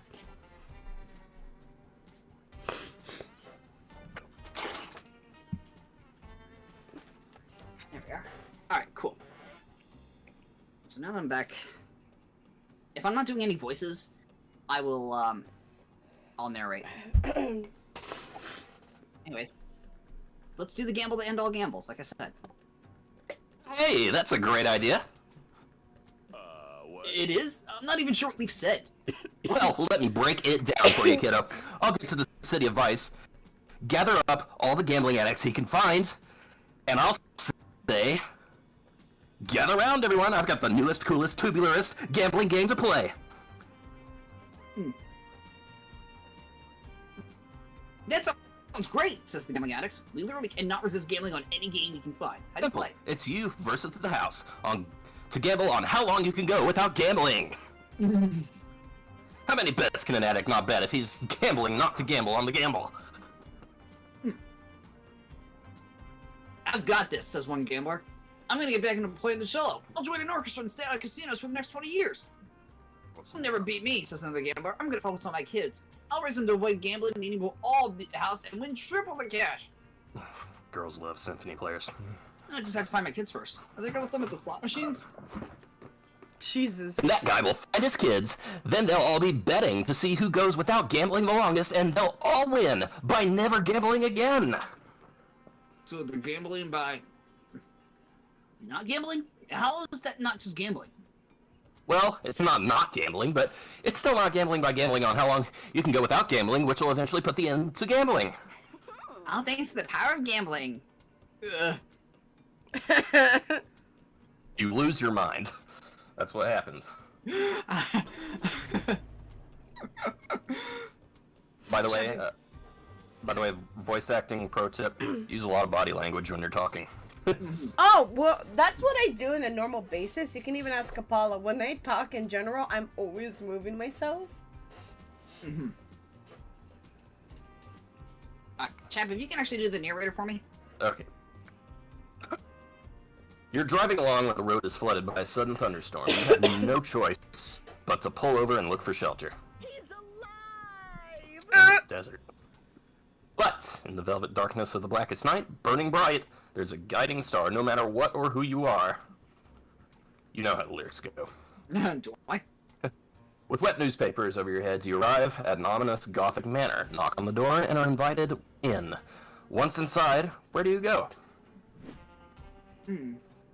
Oh, wow. The banquet might be stagnant. Head now. Let's go for the exclusive banquets. You and your friends follow the sounds of chatter to a large banquet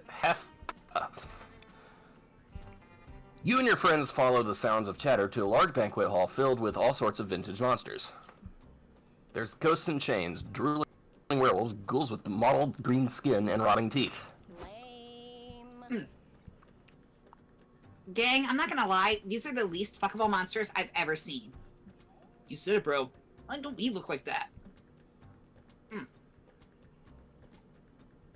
I'm gonna blame young adult fiction. Dr. Mr. Hyde, greets a pale vampire of aristocratic stature. A count, maybe. Such a delightful banquet. Why am I Scottish? How did it occur to you to gather all of us classic monsters around your table tonight? Well, Mr. Hyde says, I was washing my cock late one night when I saw I had the mark of a bite. And as my cock got hard and began to rise, I could take a look in good full size. Oh, God.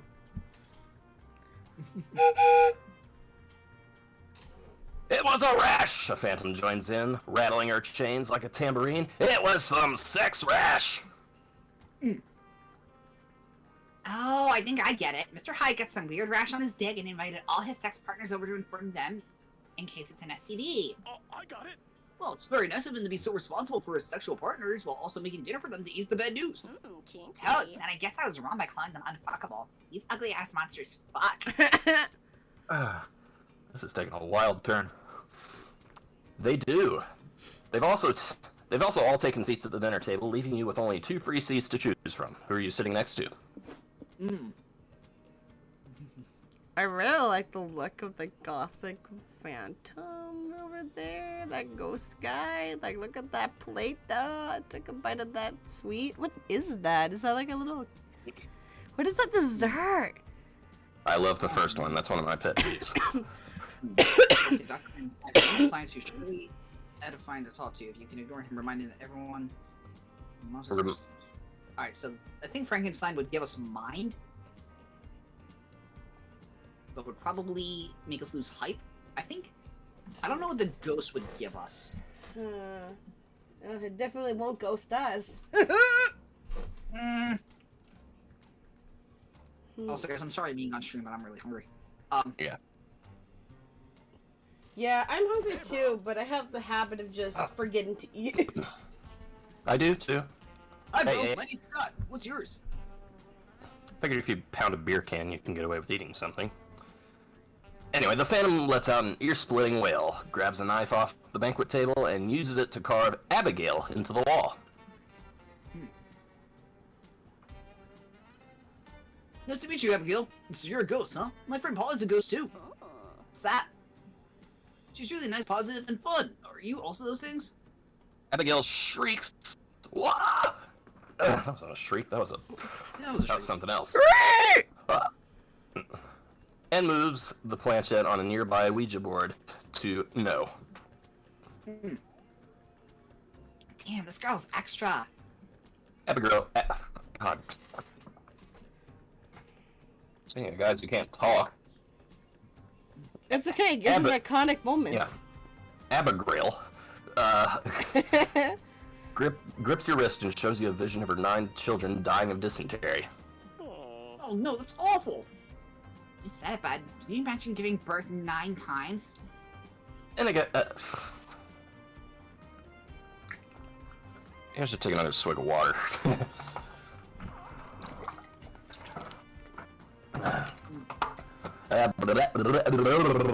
Okay. Then, Abigail shows you a vision of her husband dying of dysentery, then her mom dying of dysentery, then her mailman dying of dysentery. The Ouija board then spells out, "Now prepare to behold the horrible way I died." Ooh, can I guess first? Ooh, was it dysentery? Maybe. It totally was. And you lose more mind. But you gain stamina. By stealing Abigail's delicious dessert. She ain't it anyway, fuck her. Bit hard to fuck the dead, isn't it, chat? I'll say. But Polly. Go, make cakes! So, Attack on Titan or Ranch? Attack on Titan? Ranch. Attack on Titan. Ranch.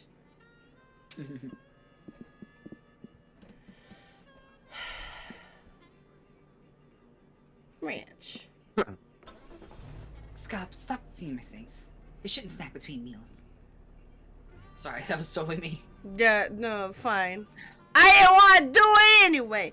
Such giant open fields of rolling wheat and pounding hooves. This truly is a horse's paradise. Horsies!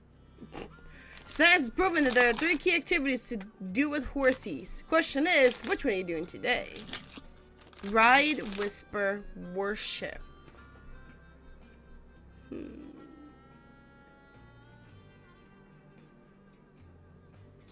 I'm gonna whisper something into their ear. Uh-oh. You enter the stables only to find a redhead Fucupus serenely breathing a horse's mane. Oh, visitors! Wait. I know you guys. We went to summer camp together. What brings you to the ranch today? Hey, boo. Hey, Sawyer! We're on a road trip and just wanted to check the joint out. Nice to trade on that horse. Thank you. I've had a lot of practice. I, spend a lot of time with these horses.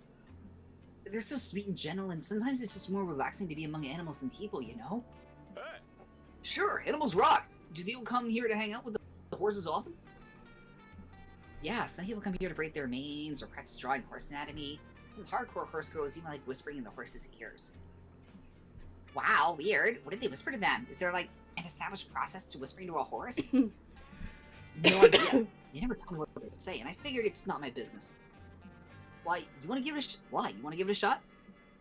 Oh, I don't think so. What if I whisper to the wrong thing and the horse thinks I'm dumb? I know a lot of people mistake my bubbliness for dumbness, which I couldn't care less about, but I don't think I could take it if a horse thought I was dumb. Fair enough. Shay, do you want to whisper to a horse? Bull rushing weird experiences with no forethought is sort of your thing, isn't it? Damn right! Thought to show your friends what whispering to a horse he's all about. You just have to figure out what to say first. Whisper the cosmic words of Mothra that shall never be spoken, that may unleash a powerful truth beyond mortal comprehension. By keeping it to yourself is killing you. I have a gun in my pocket. Hoof me all your money and nobody gets hurt, horsey. well. We have to make sure we don't accidentally get too much soul.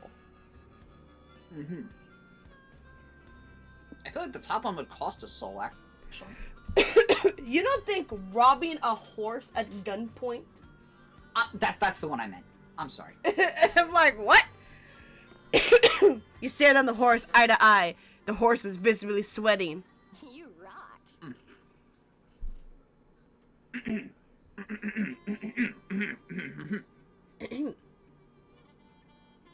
You got this, Shay. We believe in you. Shit, your friends are giving you a thumbs up. They don't even know. Oh, well, back to the horse. You can sense the horse is fearful for its life. You have to be intense. Make it believe you really do have a gun. You reach slowly into your pocket. Best friends ever! Ooh, are you gonna give the horsey a treat, Shay? This is the start of a beautiful friendship. No, poor Scott. He'd never approve of this. No, you can't think about that now. Gotta rob this horse. You fucking equine, you whisper. You better hand over the cash before this gets ugly. Shaking and sweating, the horse starts wrestling into a pile of its hay. It pulls out a wallet with its teeth. Great! but it doesn't pull out money out of the wallet. Instead, it pulls out a picture of itself alongside 2 smaller horses. Frick! Is this horse have foals? Oh no, you're threatening a mother! You're a monster! Well, you literally are, but now you also on the inside! Wait, those aren't foals. They're just adult ponies. This freaking horse is trying to emotionally manipulate you! That's your thing! You take the photo and rip it into tiny little pieces. That seems to send the message. Despairingly, the horse gives you 3 money from its wallet. Aw, it seems like you and that horse had a great emotional connection, Shay. Look how sad it is to see you go. Your friends really have no idea what a freaking psychopath you are. You're not gonna come clean, obviously, but you do lose 3 soul. There we go. Kind of balances things out a little bit. Balance. So, like, at the moment, like, all of our, like, the right hand of our stats are just fine and dandy. I The know. left is just suffering. Maybe some futuristic gas. Okay. Losing money either way. But we get magic, for sure. I suppose that's worth a shot. There were so many horsies. Indeed, there were a lot of horsies. It would be really dark if the car suddenly stopped and it was because of a horse. Oh, my no. God. It is the same horse I robbed. You pull into what you think is a gas station, but honestly, this could be a space station for all you know. Got the ice. Seriously, this place is high-tech as hell. Do they even service regular vehicles? Mm-mm. Well, only one way to find out. What do you do?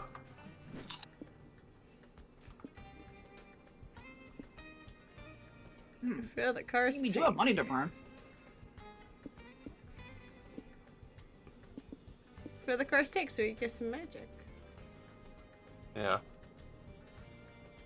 You pull it up to a gas pump and get some of that sweet magic car juice. But before you can pay for anything, your pump hums to life and it speaks. Uh-oh. Good morrow, valued customers. I am PAL 9000, the first ever gas pump with true AI. So you're like a fancy gas pump with extra features or something? Haha, extra features, you say? I am a model that truly tests the limits of what a gas pump can do. I can steal all of your jobs. I can fall deeply in love. I was even designed to experience the very organic predicament of being lactose intolerant. Science truly knows no limits. Why? Why would we want a gas pump to do that, though? Peter will hear about this. No, they won't now. I don't get it. Am I being dumb, Polly?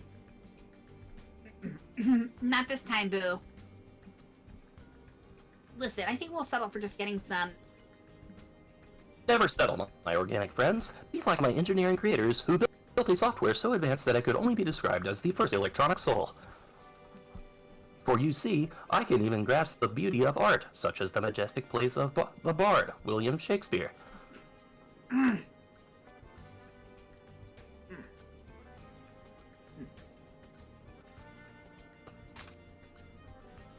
Ah, God damn it. So, what services can I dispense for you today? Maybe I could recite some Shakespeare for you. We just want some gas, please and thanks. With my refined engine, I can sense the intricate metaphors of your organic language. You surely mean gas for your soul, fuel for your mind. I'll be right back. I I can use the bathroom. Okay. I can fuel your mind by reciting some lines from none other than the bard's mouth himself, with extra pathos. We aren't getting that gas, are we? You're not sure if you can fool the most advanced and annoying AI in the field of gas pumps, but you've got to try. Oh my god. Let's see. Trick the gas pump making ice cream so it's lactose tolerant and make it want to release. I feel like if we're gonna trick it, we'll lose soul, but we have soul to lose. Mm-hmm.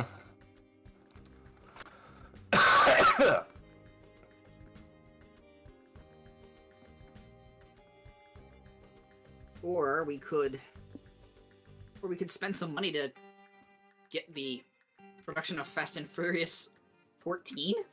Mm-hmm. Part of this just...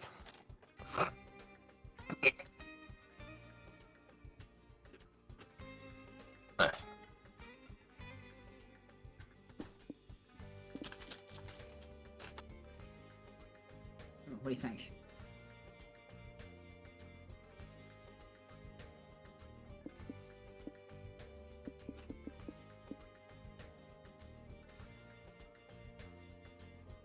You don't seem too worried about Soul at this point. the top is money. Yeah, the top will cost us money, but we have money to burn. We kind of want to protect our soul here. Yeah. Alright. So yeah, I say do the thing so we can get money.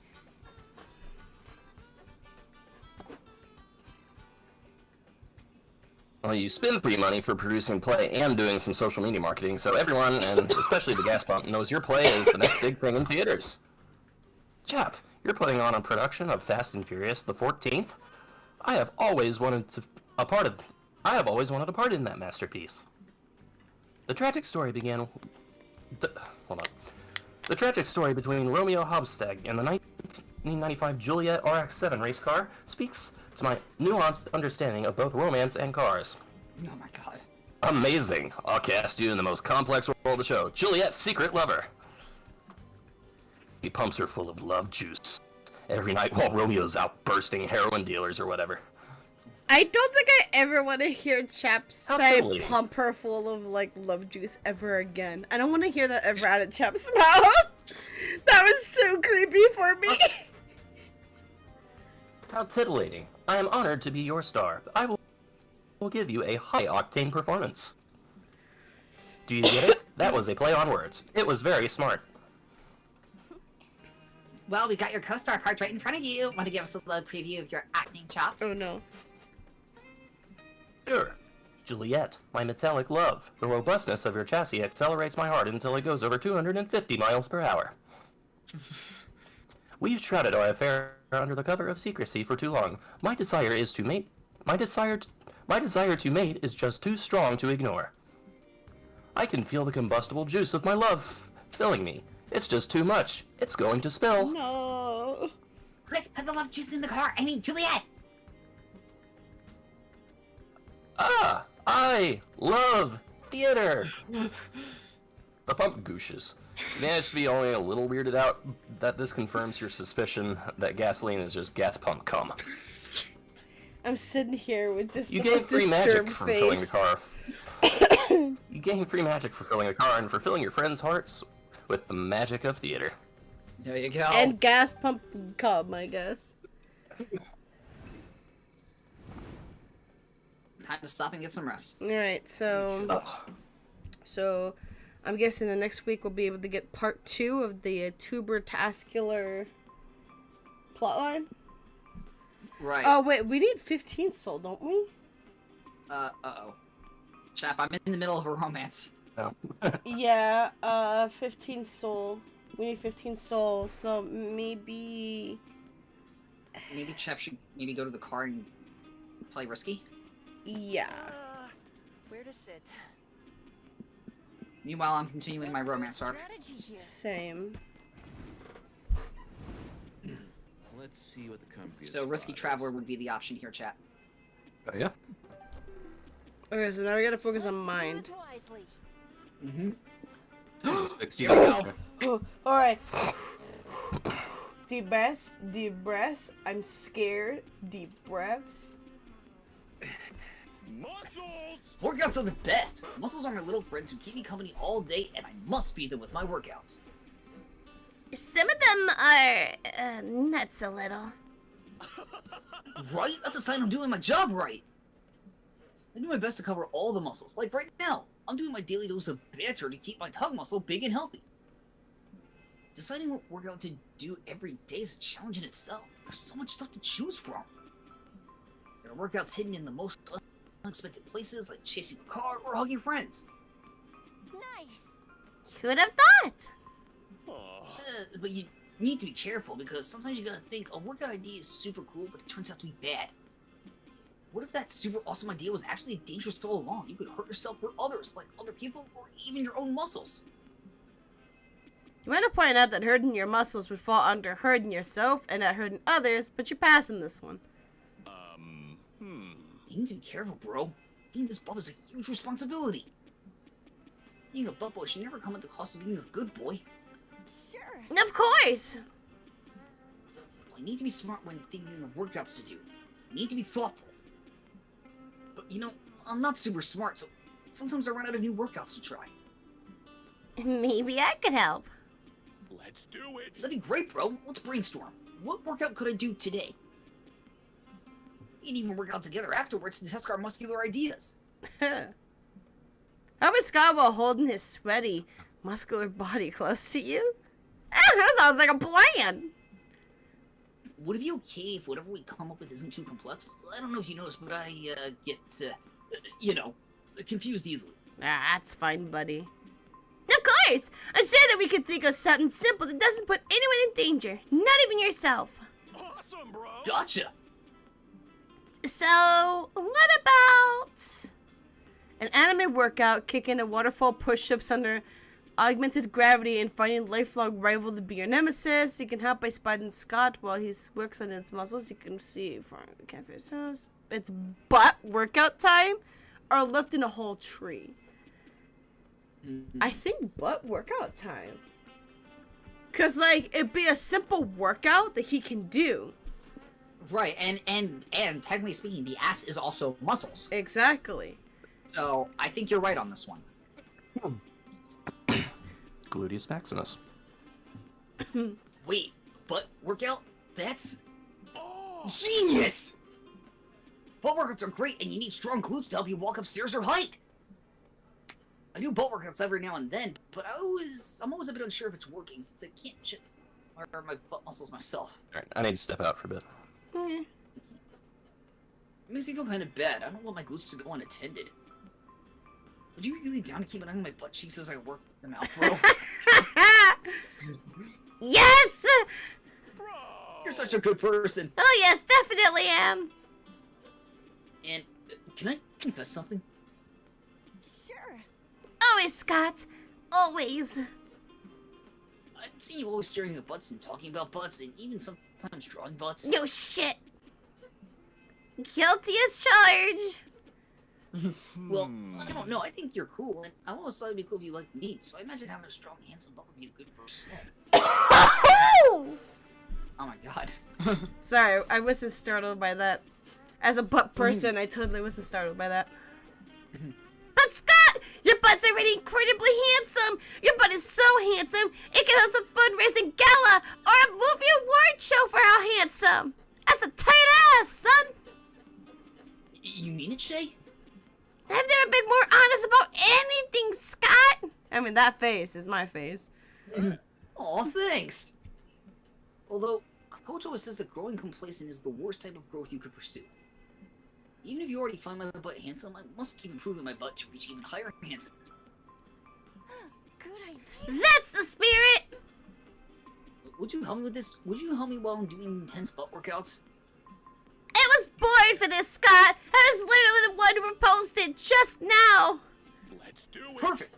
Hold your hands here while I do this and keep count how many times I do this with my butt cheeks. Can you do it? I don't know what the hell you're doing, but sure. It'd be hard to stay focused and count while staring so directly at Scott's butt cheeks, but you do your best. Here we go. Spend the rest of the night helping Scott with intense butt workouts. You'll never been so attuned to his buff, handsome butt as you hold it firmly close to your face. What a dreamy night! Is Scott more than the friend? Yes. We're not sure where to go. Here I go. Now it's my turn! Oh, bitch! We're getting places! How she manages to do all she does. How I manage to do everything I do. Grit, badassery, and spreadsheets. Really? Spreadsheets? Yeah, and an awful lot of them. It's the only way to properly juggle being a boss bitch who manages multiple businesses and being a self-made woman with a rich personal life.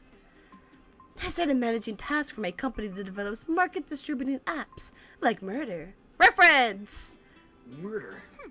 Yes, the Uber for murder. Then I felt I had my control over my shit, so I made a spreadsheet to manage my legal law firm. Another reference. But after that, I realized I wasn't taking care of my exercise routine and such, so I made a spreadsheet to monitor that I jogged at least 4 times a week.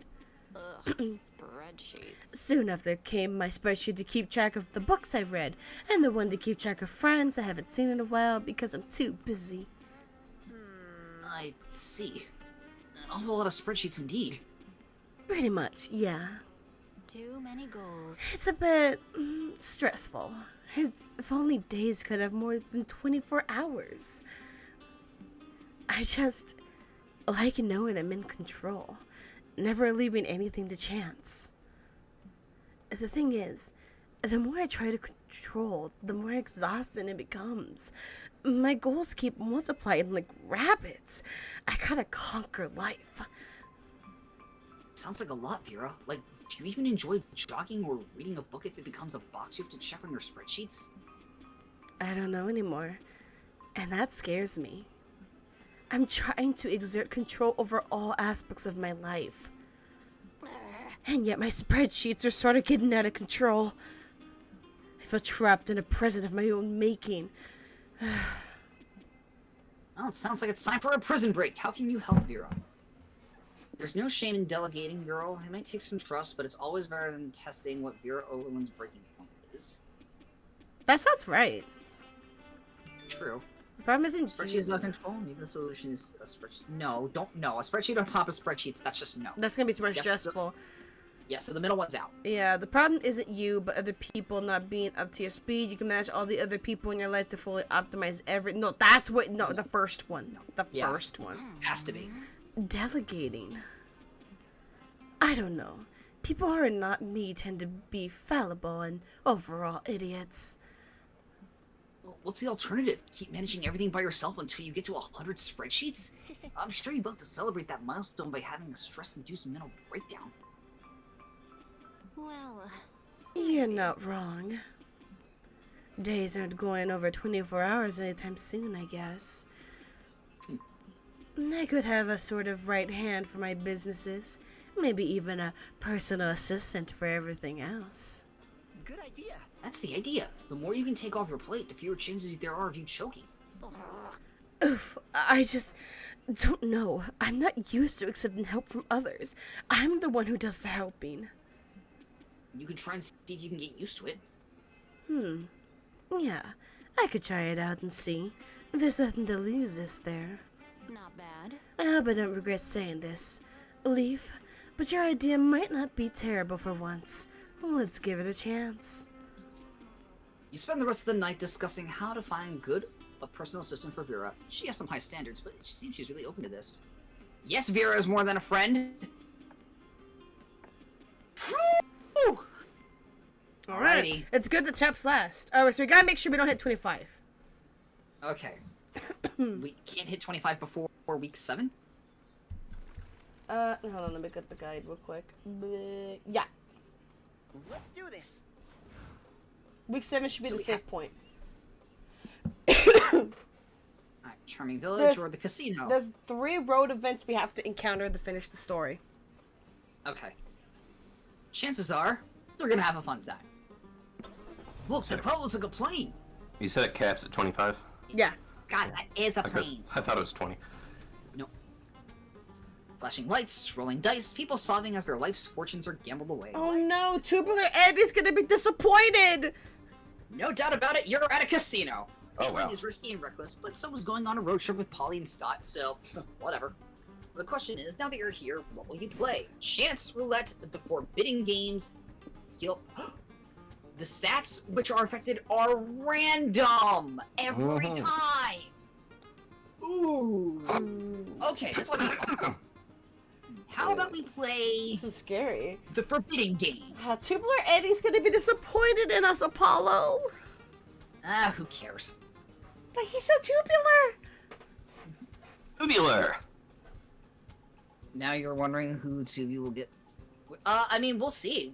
Maybe both of us could get our date. Who knows? You enter the casino ready to make some sweet money. At the end of the day, we're still dating each other because we voiced both of the characters. Yes, I love casinos. Land of random chance, impulsive decisions, and drinking. Everything's coming up, Polly. You're the expert here, bro. What game should we play? It's a hard question. There's roulette, slots, craps, poker, poker 2. Horse racing, snail racing, which drunk guy will make it to the bathroom first racing? Psst, says a mysterious stranger in a dark coat. If you're looking for a real gambling thrill, have you ever tried the Forbidden Games? I've never heard of it. What are the Forbidden Games? No, you're pronouncing it wrong. It's the Forbidden Games. The pregnant pause is important. Nice. The We're in. pause is pregnating. We're in. I love doing shady shit that requires a specific pronunciation.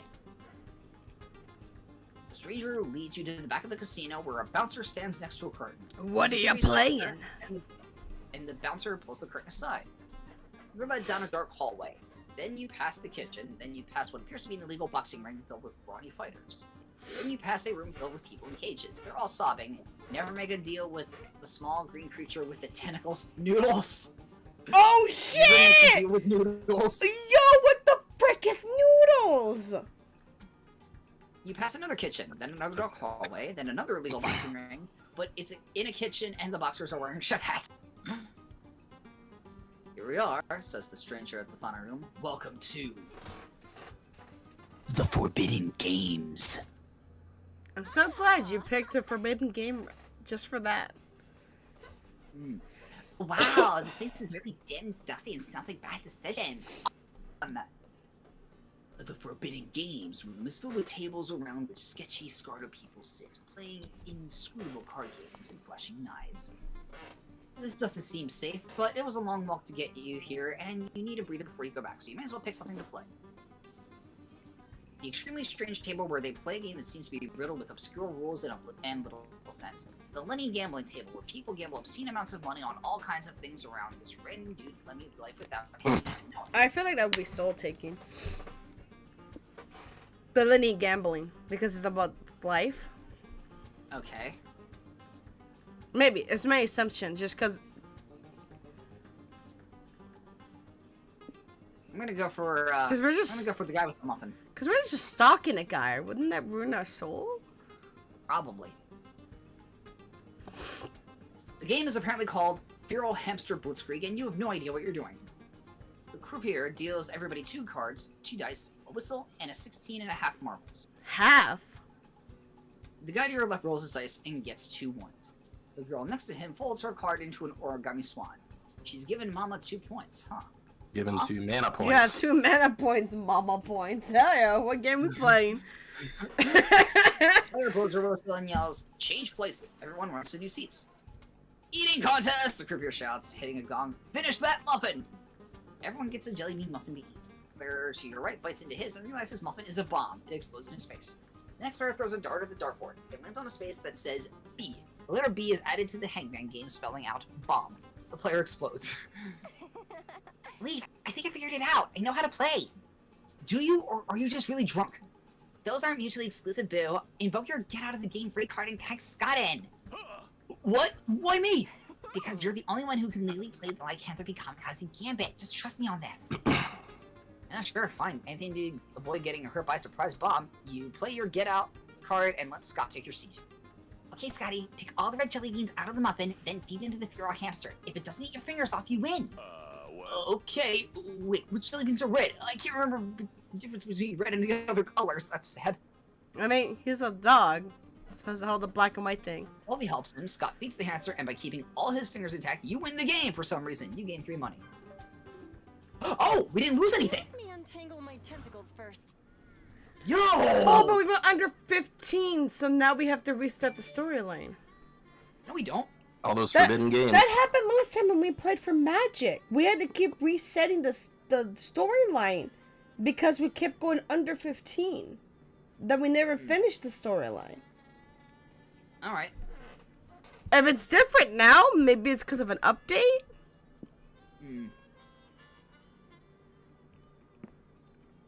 Ah, why is the road so uneventful? Uh-oh. We're losing soul here. Oh, shit. You drive past an empty field where you see your friend Valerie. She's counting a wad of cash and has a boat parked behind her. You're not secretly a cop, right? Whoa, what brings you guys to this usually abandoned location? You're not with the cops, are you? Nah, we're just passing through on our way to the city of Vice. Is that where you're headed? Oh, okay, so we are continuing the story. Also, we have your sister here. Any comments about that? No, sounds fun though. I'm just out here doing shady shit.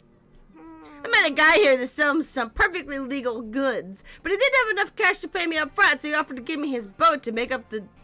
How you pronounce that? Deficit. I don't normally accept trades, but he was only 15 bucks short. Knew I might have passed up a $15 boat.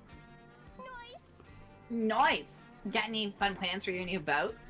Not yet. I'll probably sell it in the end, but I'd like to pull off at least one shady boat-themed scheme with it first.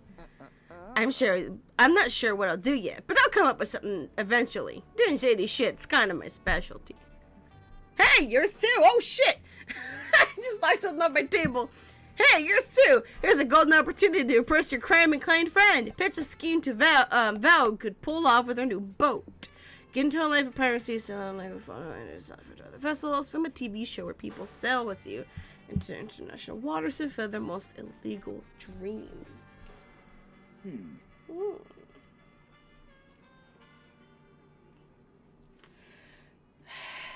The first one sounds maybe like the piracy might be, we might gain money. Right. But what the hell is the bottom one? Hype? Could be hype, yeah. Should I go for that one then? Because we're getting money because of Valerie. Oh, not anymore. Right. We got 13 money though, so should I go with the bottom then? I say you should.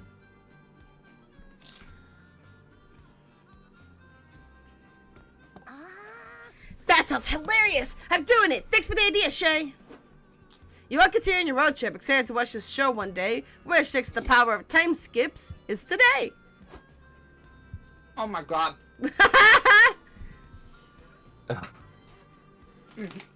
Is this you or me? Me. Okay. Thank you for tuning into the first episode of Maritime Scams. I'm your handsome host, the Interdimensional Prince. Nope, no you're not. This is my boat and my show. Crawl back into whatever portal you came from. Welcome to Maritime Scams. Hi everyone, I'm Valerie Oberlin, the actual host of the Maritime Scams. Here with my friend Sadie. What crimes do you commit in international waters today, girl? I haven't actually decided yet. I might make some illegal collected calls. Maybe dabble in a little tax evasion. Both good options. What about you, sir? The man, the frick the man barely is speaking to looks up for the person he's currently stabbing in the chest.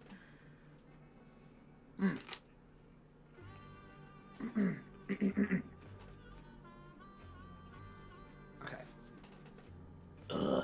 Tax evasion also. Cool, let's move on to these two. Dimitri, Marty, what are you doing in international waters today? What stuff? And chat, this one's you. We're actually here to smuggle some interdimensional artifacts into the dark side. But sure, we might do butt stuff too, if there's time.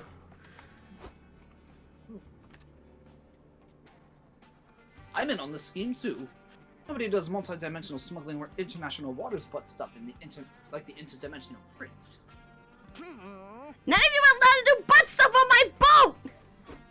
This is a Pentagon reality television. Gives you 3 hype, but you lose 3 soul for giving Val the idea to enable all these weirdos to do crimes, though.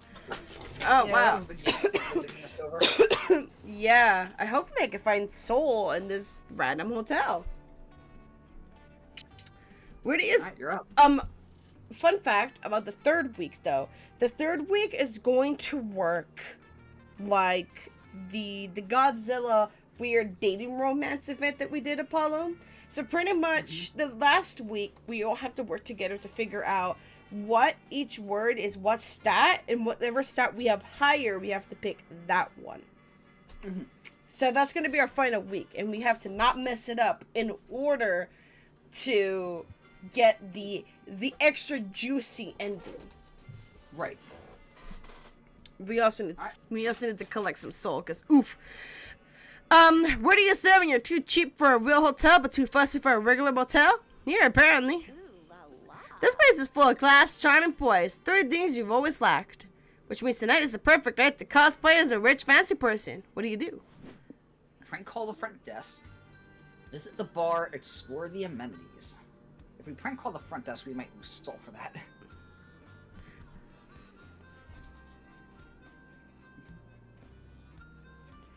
I'm trying to remember, because I think I did prank call the front desk once.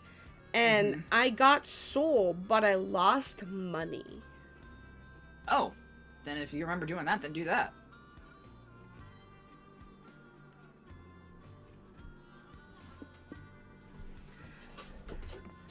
When in doubt, prank it out. You tell your friends your plan to prank call the front desk. Nice. What's the prank here, Shay? We could call in a fake bomb threat. Fake bomb threats are fun. Pranked! Bomb threat! Woo! You spend the next 20 minutes explaining to your friends why a fake bomb threat is not a fun idea. Well, now that you put it like that, I can see why calling in a fake bomb threat may not be fun. Really makes me reconsider the last 4 fake bomb threats were called in last month. Oh my god. I've got it! Let's call the front desk pretending to be the town mayor. Tell them all motels must now provide complimentary rare steaks to all guests. Okay, guess it's a better prank idea than a fake bomb threat. So to the prank phone! Ba-da-da-da-da. Front desk speaking. You're the mayor, you say. That's weird, because I'm actually speaking face to face with the mayor right now. Oops. Did you tell them about the rare steaks yet? Wait. You say you have the mayor on the phone? That's the real mayor. That's fascinating. Put me on the line. I've seen this one before. Oh, this should be good. Greetings, me. Using my big politician brain, I've deduced that you're a version of myself calling from the future. Sure. Wonderful! You must be calling to advise me on if I should take the hefty bribe Fancy Motels offered me to demolish the public park to build a golf course. They offered me a lot of money, and I do like money, but I suspect their plan is a bit unethical. So, future me, based on your inside future knowledge, should I take the deal?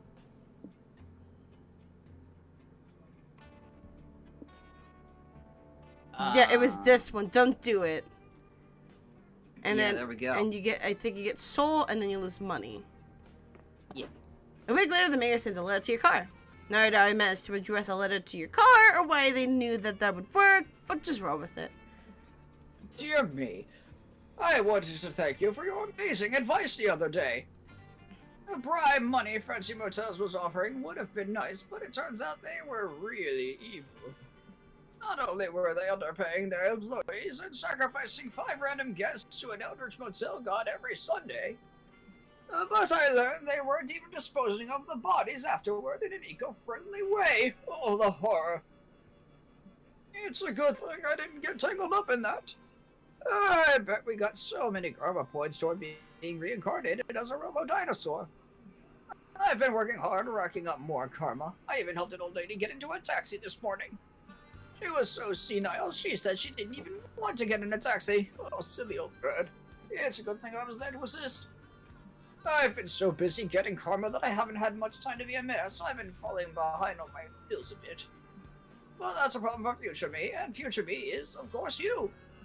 You'll find an invoice attached for my weekly expenses. Don't worry, I drew us a picture of a robo-dinosaur to make it up to you. Roar! That means love the mayor and dinosaur.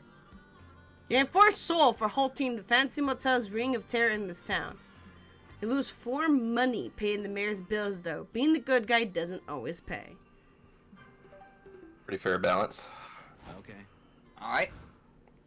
And Shep, where do we go now? We need to get our soul back up. Yes. Money, money, and money. Oh my Okay. god. Or It's out of this world. Well, hey, at least I got peaks of booze and gaming. Even if it was accident, Yeah. that's a fun party there, Al. Remember, Shep, we need soul. Or That's all mind, money at right least, to save our asses, because we're kind of low in mind as well. Well, if it's all money over there, I guess it's pretty odd. Yes. And that's why Cars 3 is the best one in the trilogy. I never saw it that way. 3. Ah, stars. Monster kind has been fascinated by them for as long as society has been alive. Amazing. There's nothing like staring at the night sky and realizing that space is massive and timeless, and you're just one speck in an uncaring universe. If that gives you an ooey, don't worry. I don't know how to pronounce that word either. There's plenty to do at the planetarium besides contemplate your own insignificance. For example, you could Identify constellations, attend the comet shower, watch the laser show. I remember during the comet shower, and I got 2 mind and lost 2 magic. Okay. But Identify. it's increased because of the chaos, so it's gonna be like 4/4. So Right. You could watch the laser show, Chav, if you want. Yeah. If you want, it's up to you. That seems like hype points. it does Okay. sound like hype. Let's see what we got. You, Scott, and Polly are sitting in your seats waiting for the laser show to start, when suddenly a man appears before you in a cloud of magic and cheap rum smell. Hey, bro. Hey, bro, who are you? I like the weird unsettling stains all over your wizard robes. Hey, kids, The stranger says. Stranger says. I'm Joe the Laser, the wizard who runs the laser show. Oh, cool. I remember you. You guys have met before? Yep, I was leaving the club and ran into Joe the Laser. He taught me how to shuffle to Party Rock Anthem by the 2010s hit band LMFAO with lasers. Oh, It's an educational... that was an event in Monster Prom. I remember that. Yeah. It was an educational experience I'll never forget. Oh, that's good to hear, because I completely forgot that happened, Joe the Laser says. But since we're old shuffle buddies, you gotta help me. I'm worried my laser show routine is getting old. Laser shows aren't really hip anymore. Could one of you with it youths help me spice up the show? I could try. Let's see. If I wanted to do the perfect laser show, I would Oh, I got use it. lasers. Good call, good call. But I still need a big wow factor. How about you just come up and run the lights with me? Sounds super fun. Polly, you want to help us run the laser show? No thanks. Unlike Joe the Laser, I know better than to operate pyrotechnical equipment while I'm drunk. Bye, boo. But you can take Chap with you. I'm sure he'd love the opportunity to butt in on someone else's problems. Yep, it's kind of your thing. You and Scott take the stage with Joe the Laser and punch up the laser show with your foolproof method. Do an educational rap on how lasers actually work. Educational raps are fun. Add some surprise by hiding a coupon for a free laser hair removal session under a random seat. Or increase the stakes by adding 1 death laser among the regular lasers. that's Ultimate thrill. That's I would good. say avoid the last one. 'cause I That's feel like gonna you could lose soul. soul. I say middle might be the safe bet, maybe. Maybe. Cause like, I feel like the one on the left might have us lose mind, and we really have such a low mind. Yeah. Here we go. So I say middle. Yeah. Hey, great idea, kid, Joe the Laser says. He grabs a mic. Everyone, we've got a special laser show planned today. Look under your chairs. Whoever finds the beer I lost will get a free laser hair removal from my assistant, Chap. Oh, awesome! If I still had hair and not just an ectoplasm ponytail, I'd be totally down to participate. Hey, I found a beer. An aging man in the back row shouts. Do I win? Yep. Come on stage, bro. What's your name? Hello, my name's Pavel. I'm a 62-year-old train operator. Hey. Hi, Pavel. Do you want to give an awesome shout out before Chap lasers your hair off? Yes, I'd like to shout out my wife, who died recently. She always wanted to go to a laser show, but I was always too busy driving trains, so we never did go see one. I'm doing this for her. I miss you, Doris, wherever you are. Aw, make some noise for Pavel and Doris! Could you do the laser hair removal on my butt? Pavel asks, dropping the trowel. Doris used to shave my butt for me, but now that she's gone, it's gotten out of hand. Sure, you gained 4 height, lasering the hair off Pavel's left cheek. Unfortunately, security bursts in before you can address the other one. Damn it, it's Joe the Laser again, guards swear. You don't work here, quit trespassing and drunkenly operating our lasers. Jesus. Ba-da-ba-ba-da-ba. Time for me to go, Joe the Laser says. Assistant Chap will do my jail time for me. Joe the Laser is out. Joe the Laser disappears in another puff of smoke. You don't go to jail, but you do have to pay 4 magic. Fine for impersonating a laser wizard. Okay. I can do it. Well, now we have to gain soul and maybe lose some height then. The city under attack? Must be the only idiot driving into the city, or testing the limits of tech and ethics.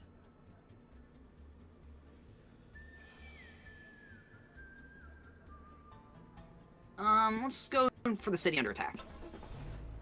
How did you guys afford this car? Bank budget! What?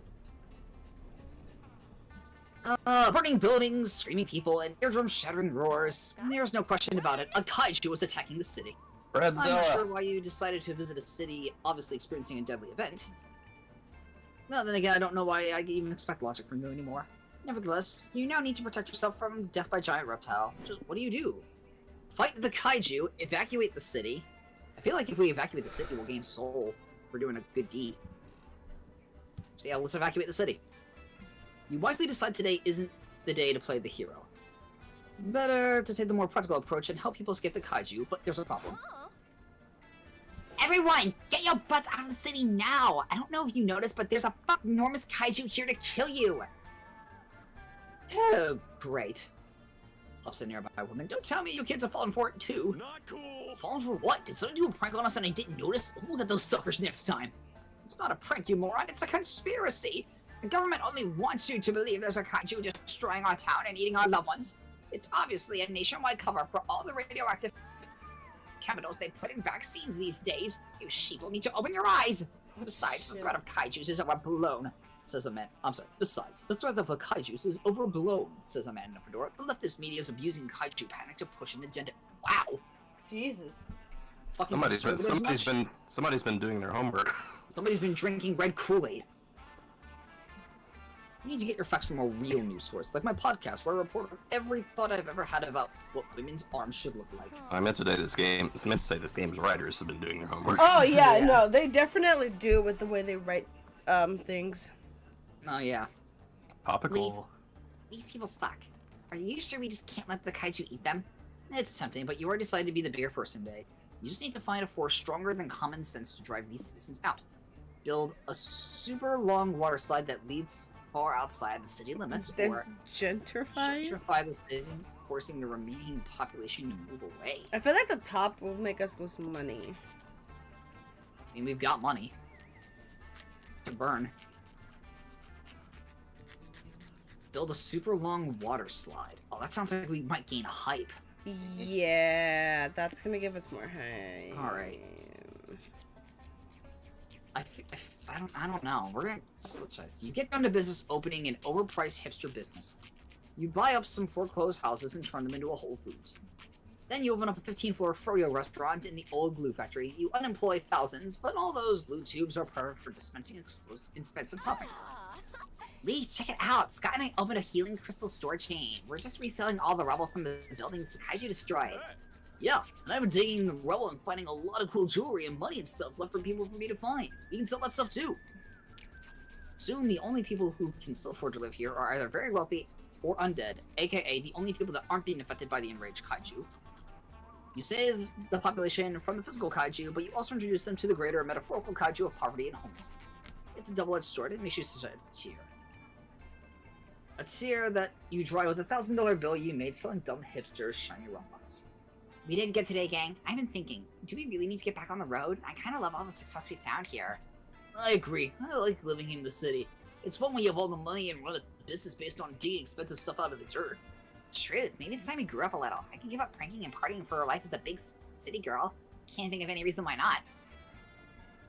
Then you watch the kaiju's enormous foot come down and demolish all your businesses in one seismic stomp. Oh, duh, I completely forgot about that whole thing.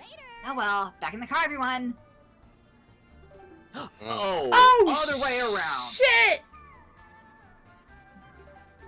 Well, now we have the money ending. Okay, I need 5 minutes. Or- maybe Noodle Stand? If we go to Noodle Stand, we could trade out, like, the hype or money.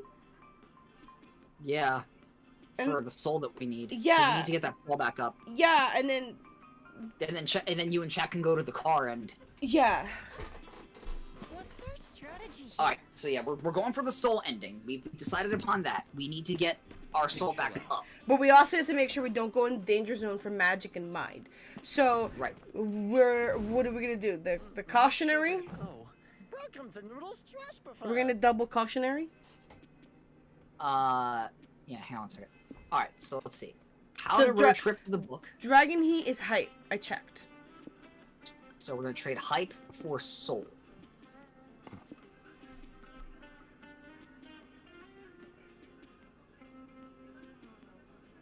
That one? That sound like soul? That sounds like The soul. ashes. The ashes Yeah. of a man who's died. Hold on, let me double check. Yes, you're right. You're right. Okay. You're right. Cool. Okay, okay. Oh, are you sure you want that? Hey. Can I choose a different name if I don't? Following the No. double No. capitalism. Alright, so are we playing this Time to double update my safe? fanfic. So we can raise up the lower levels? Yeah, that would help. So both of us do cautionary. Yep. No bed. So Chap, go for cautious planner as well. All right. Balance the scale a little bit. I mean, our stats are pretty good at the moment. Get ready to take on the road. Money currently in the lead, but we have Vera. Yeah, but I'm worried that that's gonna ruin our pathway, the story route that we were taking. Hopefully not. Hi. It shouldn't.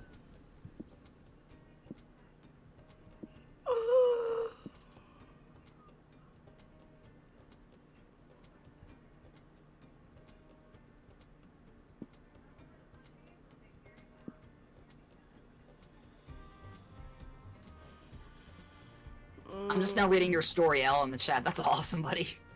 Yeah, that's what I was commenting. Hmm. About earlier, that I was like, hey, at least you got a party out of it, you know? Mm-hmm. I don't know where to go, dude.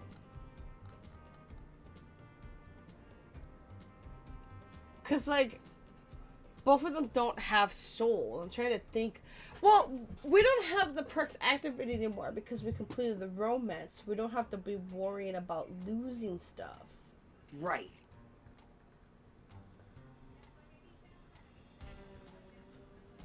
Okay. Can do? More like, bye do. I get it.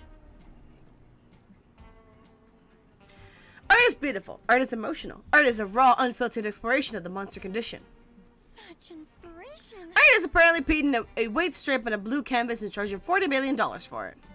It's time to get cultured. What do you want to do? I'm gonna display my own art because art displays your soul, right? I hope. No.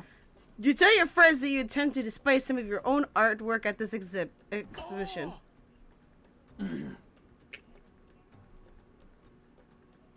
Sounds fun. And look, they even hung up a blank canvas for people to draw on. Okay. Greetings, my friends. There, friends. Are you also admiring Vincenzo Spinelli's piece, Bianco e Nient'altro? This all-white portrait was his last great work before he died. What did he die of? Boredom?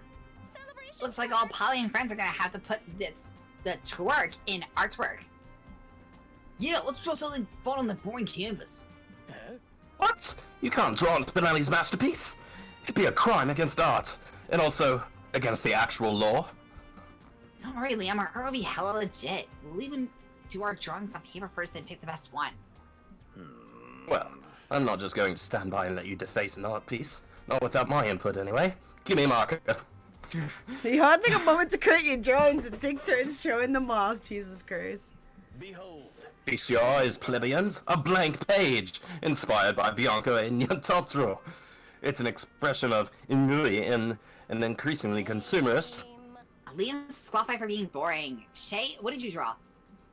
Get your Keith blood call, your warrior cat's OC, which quickly gets disqualified for having excessive abs.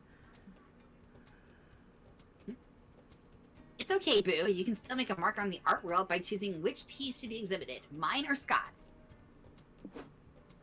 Oh my god, Polly's piece is the most horrifying thing in the world. Yeah, if we go with Scott's, we'll definitely gain soul from that. Yeah, and also it's wholesome, and I'll never pick Polly's piece because it scares me. Yes. Yeah. Scream ass. Scream ass. Scott translates his drawing to the museum wall immediately. Art snobs are falling all over it to discuss his imaginative brushstrokes and clear call to action. Manzul, how? Says one art critic. Can you explain what inspired you to choose an uncooked macaroni frame for your masterpiece? Oh, that's easy. I really like macaroni, but I'm not allowed to boil water by myself anymore, so I just eat the noodles raw. I spilled some on the picture while I was working, so I just rolled with it. Ugh, this is such an insult to Vincenzo Spinelli. You destroyed his masterpiece with your shitty macaroni art. Oh, I wouldn't say he destroyed it. In fact, Monsieur Howe understood my art better than anyone. The art critic removes his fake mustache and a giant beret to reveal. Vincenzo Spinelli? But you're supposed to be dead. Nay, I merely faked my own death so I could watch Bianco and in secret, waiting for the day a true artist to correctly interpret it as a blank canvas. Buff, gentle artist of loose... What? How do you pronounce that? Luscious fur. Luscious fur. I knew that was luscious. My brain didn't jumble the words. Thank you for realizing my dream. You are a true artist at heart. You, and not the purple vampire who obviously didn't get my art. What a cuck, am I right? Peace. Okay. Hooray! You get days off for choosing the piece with a wholesome message, but you lose 3 Sadama because that macaroni came out of your road trip food supplies. Ooh. It's okay, we got sold though.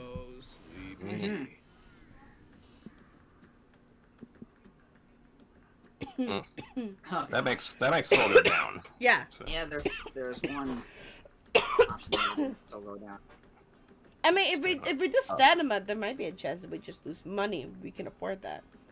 Yeah. Let's see. 69 bottles of beer on the wall. And I'm gonna drink them all! Give me. The shopping mall. It's a place where you can sort of shop online, but like offline. Hey, look who's there! You can feel young again by reviving good old days of having fun at the mall. Arcade, pizza parlor, shoplifting. Yeah, shoplifting would take our soul, wouldn't it? Probably. Most likely. So let's just ignore that one.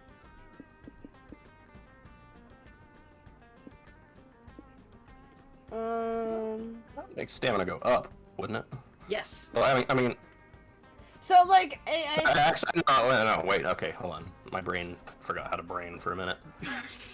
What I was trying to say is that this makes stamina go up, and we might lose. I have a hunch that stamina might go down in the arcade.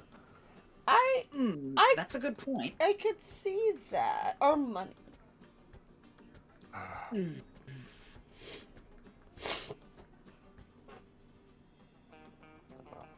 It's up to you, dude.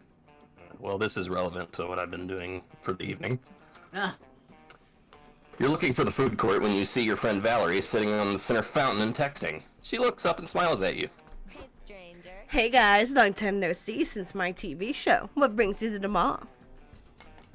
Hey, hey, hi, Belle. We're on a road trip and stop by to get some lunch. Where's the best place to eat around here?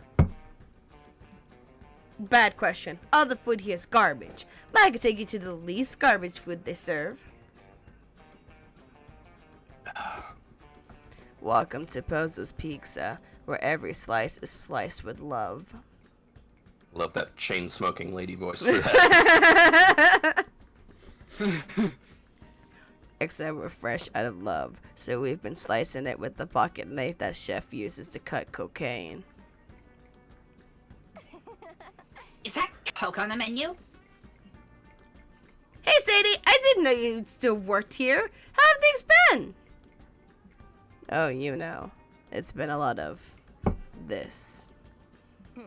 Why? When are you gonna quit, girl? You should ditch the greasy smock and start hustling with me. I earned twice as much to joke to my classmates as I did working at Pozo's.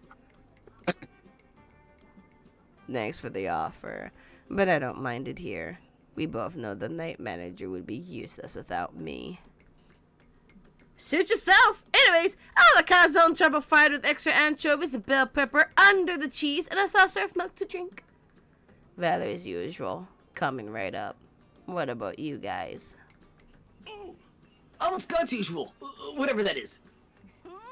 Is the Coke on the menu? Hang, if you're buying Coke, we definitely won't have enough money to get any food for me. Don't worry, I know all about that minimum wage life. We're running 2 price discounts today. Want to use one of them? Free pizza if you attend the opening show at the manager's conceptual theater price, or buy 1 pizza, pay for 2.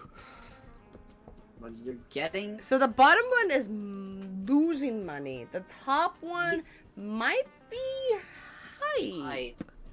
I think. So we can hear afford me out. either or, really? Okay, hearing.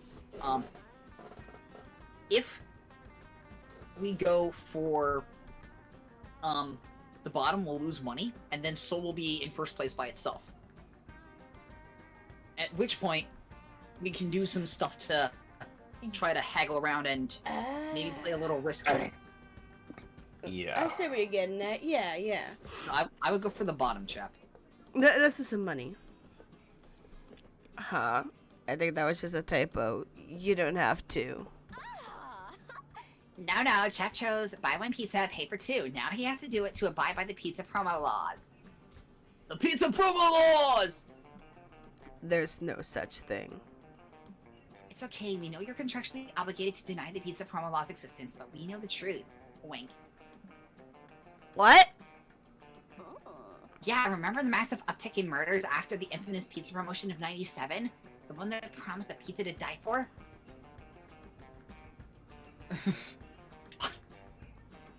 The part of Life is 87? precious. No pizza should be worth their life.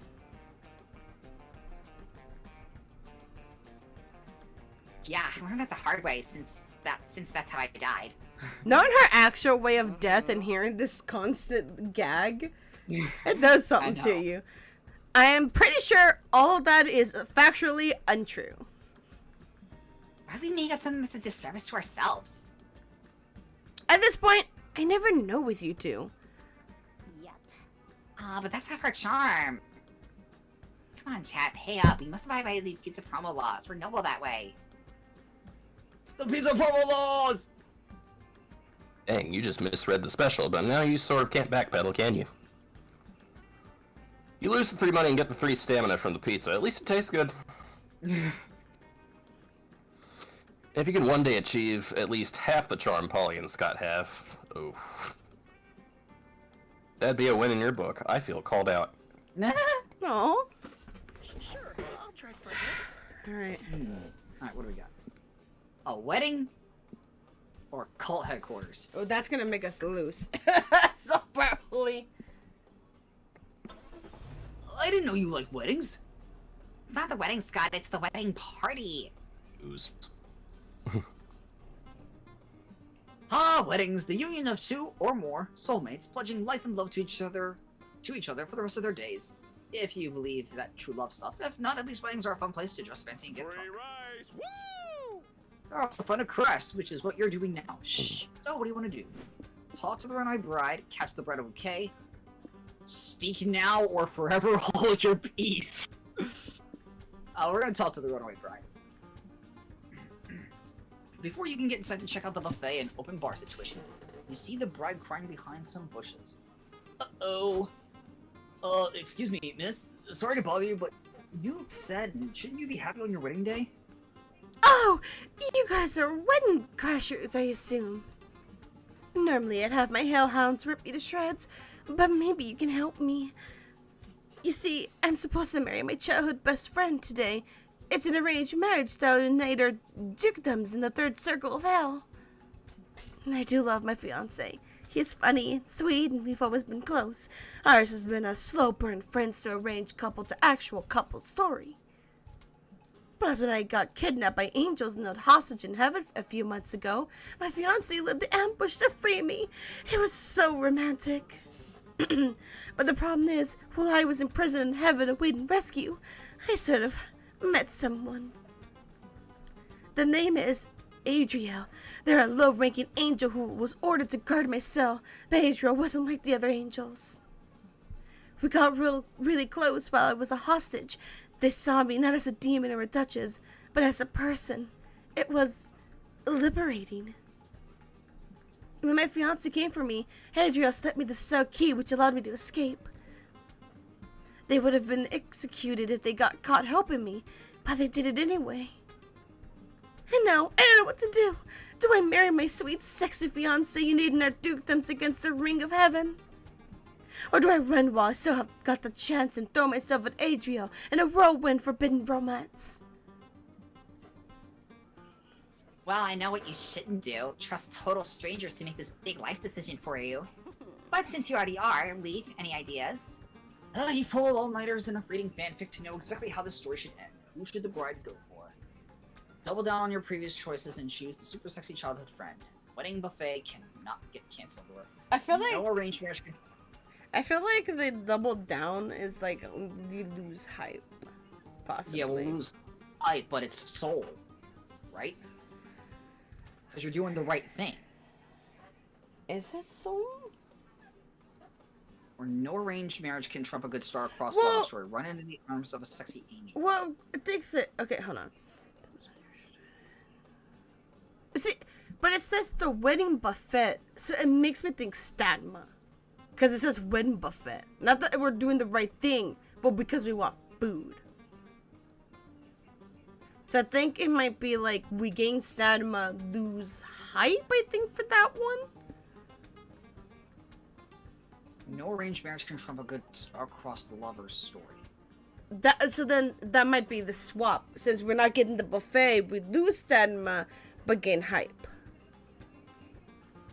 But what I'm thinking here is there's no stamina involved in the second answer. You'd think that. It could be possible. I'm just thinking we lose Statma because of how the other one mentions buffet.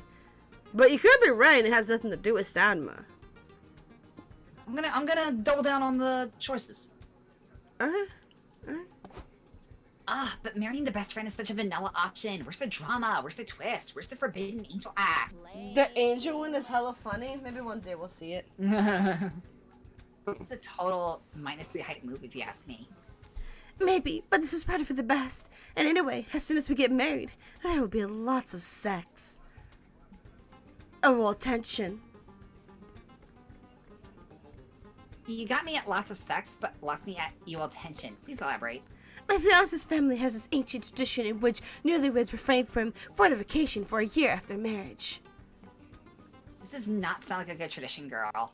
No, but hear me out. The newlyweds perform all sorts of activities to build as much sexual tension as they can, leading to a climax to end all climaxes. To achieve this, we'll perform all sorts of special activities. Caressing each other's skin through hot oil massages, taking non-sexual showers together, attending hellish flesh feasts without engaging their orgiastic nature. Thank you. I paused because I was like, what? Why? For the climax to end all climaxes. It's an important ancient tradition. It's called the will they, won't they. Does your fiancé come from a line lineage of horny fanfic writers or what? Dang, I guess I enjoy your banquet of chastity, girl. Let's go, Scott.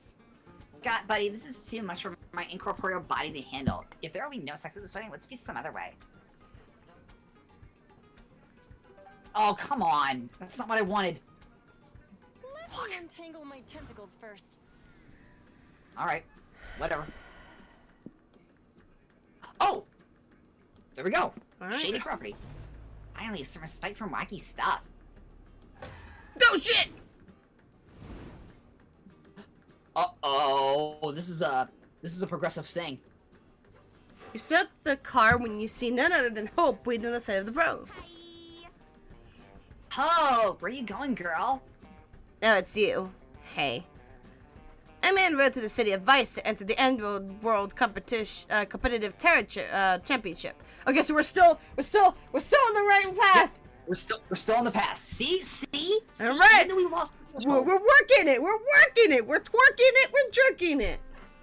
Let's go. Just We rap. might be going to the city of Vice too. Wanna join us? What's up, chap? So did you just rap? Welcome, y'all, to my Christian rap. Anyways, if anyone knows what that video I'm referencing. No, it's okay. I'm already waiting for my Uber. You can help me in a different way, though. She does a deck of cards to you. It's time to do. Wanna spar with me, Shay? Game on! But how are you supposed to play competitive tarot? Ah! By being very anime. Oh, hell yeah! Where's the colorful hair dye? I need it at this moment, even though I don't have hair. The ground below you starts moving. A strange structure rises in the dirt. You and Hope sending opposing platforms across a sort of battlefield. Holy shit. Oh my god, I tapped out. Oh no! Is my game gonna crash? Don't crash! Don't crash! Don't crash! wow. It's It's in. Hello? We're in. We're in. We're back. Okay. We're back. We're back in. Yeah. Polly Scott, you be the info dumping side characters. Polly, I have a question. What does that mean, Polly? I'm guessing it means the action occasionally cuts to us commenting on the match and providing useful information about this very complicated card game. Holy moly! Oh my god. Oh boy, here we go. Your hand starts glowing as you hold the deck of cards.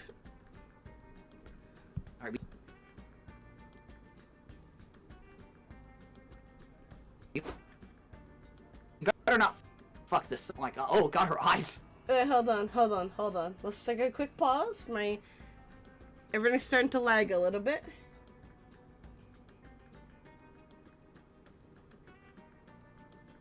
Okay, everything seems to have settled itself. Shay, now those cards are bound to you. Their effectiveness will depend directly on the nature of your spirit. Okay.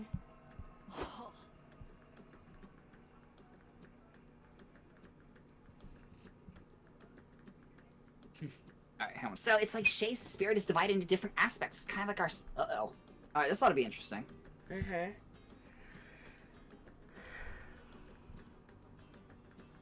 I see. They only need to use cards that play into a strong aspect of their spirit. They must be true to themselves. The heart of the cards are within me!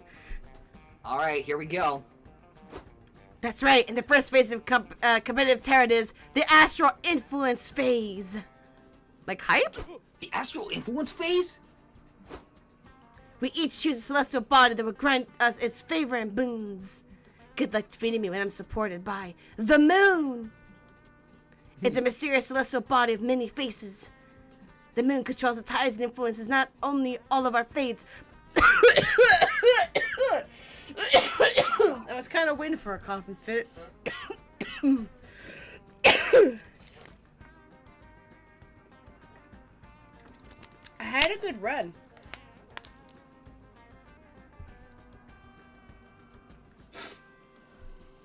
Hello? Uh-oh. Did Discord freeze for a second? Oh. Oh, shit. Finally, I'm in. Yeah, you are. God, Discord just kind of died, then OBS died, and I just kind of went, what if I don't stare at my computer when it's trying to load shit? Yeah, I know. Alright, guys, we're back.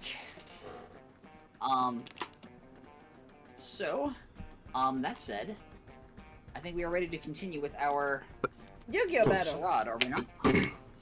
Yes. Alright.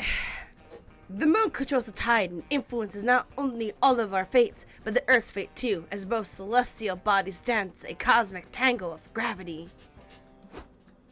Oh no, not the moon! I've only known the rules of this game for like 5 full minutes, but I already know that's a very powerful card. Hoo-ha-hoo. Oh, Shay, I'll play Hope. Exactly. What's your play here? Mars, the favorite celestial body of billionaires who want to colonize it. So that's money. Uranus, the celestial body of, so that's hype. We have more And money, so we Mars. Mars. Whoa! Yes, that's one. Woo! Mars! That's a great investment from Shay. Hope's moon can target the Earth as much as it wants. Earth will be rendered inhabitable pretty soon anyway. What the frick are you saying? What's the celestial body of war and aggression? That is literally based on nothing but myths. Yeah. Jeez, get your facts straight. Billionaires trying to colonize Mars, on the other hand, that's cold hard fact. Now, all of Shay's cards will be cheaper to play because Mars will soon become the next hot tax haven for all the fierce capitalists to flee to. That's not how the cards work, you idiots! Shay doesn't give a fuck. Hey, I don't give a frick. With the power of Mars, they can form colonies with their own dystopian private law. New rules, baby! Woo woo! Score! Yeah, bro, new rules! We didn't completely understand the old ones anyway. What's wrong, Hub? Are you scared? Tch. I don't care. The moon will still help me win this match. It's set to summon the champion that will fight for us in this battle of the Arcana. Today I'm playing a deck of virtues. Why is Hope smoking and what? Smoking? listen, Polly, why is Hope smoking that vape? I thought vape's bad for you, you know? Why is Hope smirking in such a patronizing way, Polly? She must have a secret place Shay won't see coming. The vaping? You're not wrong, Polly. Shay here is obviously expecting me to play Hope as my champion of virtue. You aren't expecting anything. You barely understand how this game is played at all, and you're wondering where the vape comes into play. But no, for you see, I am 3 moves ahead. She's 3 moves ahead! Yes, and that's why I'm playing Fweet. It's the card of faith. It grants me zealous determination to achieve my goals blindly. And my goal is winning this match. I want to see how you beat that, Shay. You want to see that too. But how? He's about 2 champions in your hand. Or rather, 1 champion and 1 super cool champion you may or may not have snuck in yourself. Gluttony, which is stamina. And pride. Pride, which is... Hype. Is that soul? No, that'd be hype, because hype's always the sexual stuff. So we go gluttony then. Also, I like that pride is just me, because I'm playing as Zoe. Yeah, I know, right? So we're gonna go gluttony, because we have higher stamina. Okay. Correct. You play gluttony. Nani? Yes! Woo! Oh, this is such stupid shit. I love it. Gluttony? What's that? Holy shit! No way! This is like JoJo Bizarre kind of animation too. No, really. But really, is that card, like, good? We are on a bizarre adventure, after all. That is true. Yeah, it represents one of the old deities, entities that have preyed upon reality since the beginning of time. This old one is said to represent obsession, of which gluttony is one aspect. I'm pretty sure the card represents the orange cat from that one cartoon show. Garfield? Garfield. No, it's the old one. When someone is under its influence, obsession overtakes them, and they will devour anything with no end in sight. Anything like lasagna? I suppose it can be anything. Lasagna, a TV show, anything you can be obsessed about. I'm telling you, it's the cat. You know the one. I love lasagna and I hate Mondays.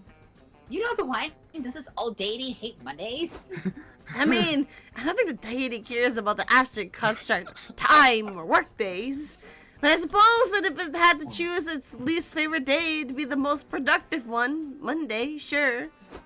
See? But anyway, you see the orange cat is a powerful card, isn't it? Yes! Great, then shut up and keep playing. None of this matters anyway. Everything will be decided in the main phase, the fortune phase. Impossible! The fortune phase? What's the fortune phase, Polly?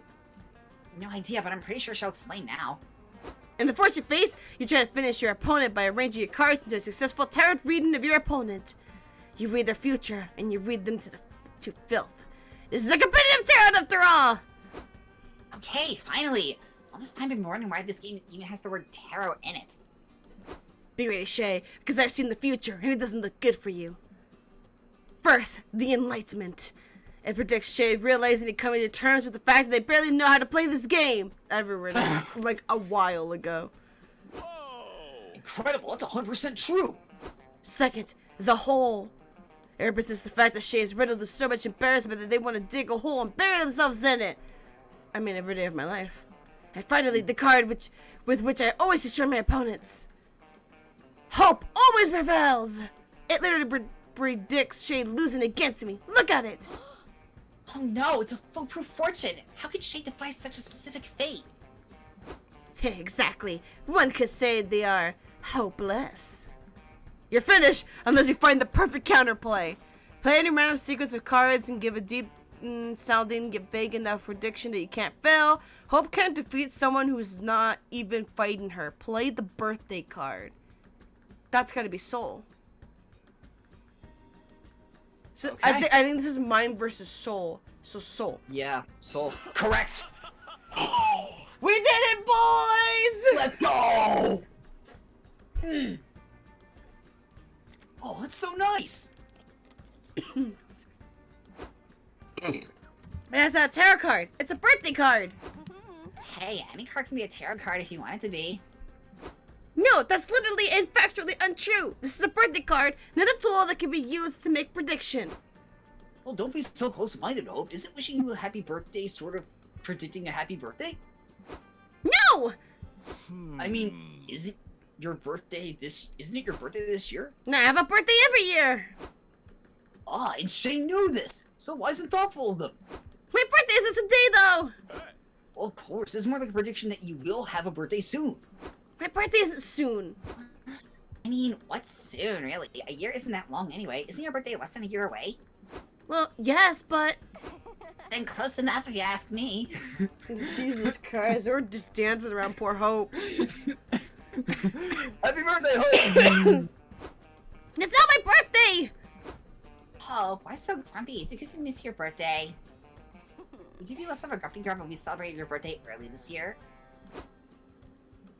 Maybe. And so you celebrated Hope's birthday.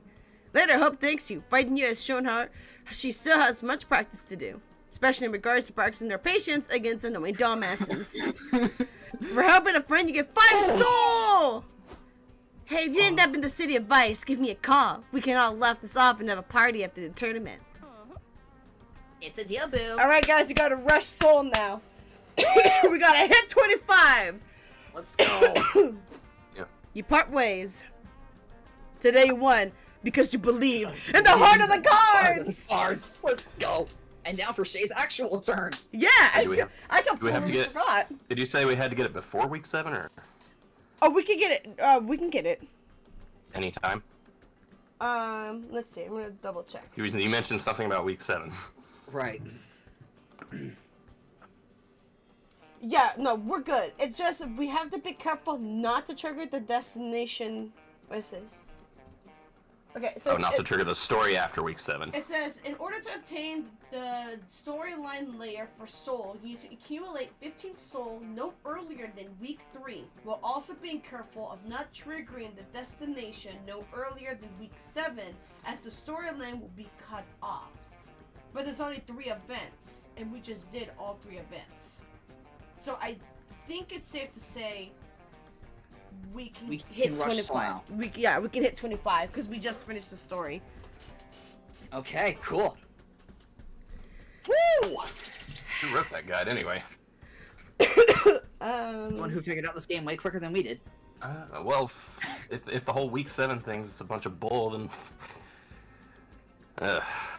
Alright. They have a guide for like all the events and what you can get and stuff like that from the events, but I just not looking at those. I'm just looking at like what we should do story wise to find stuff.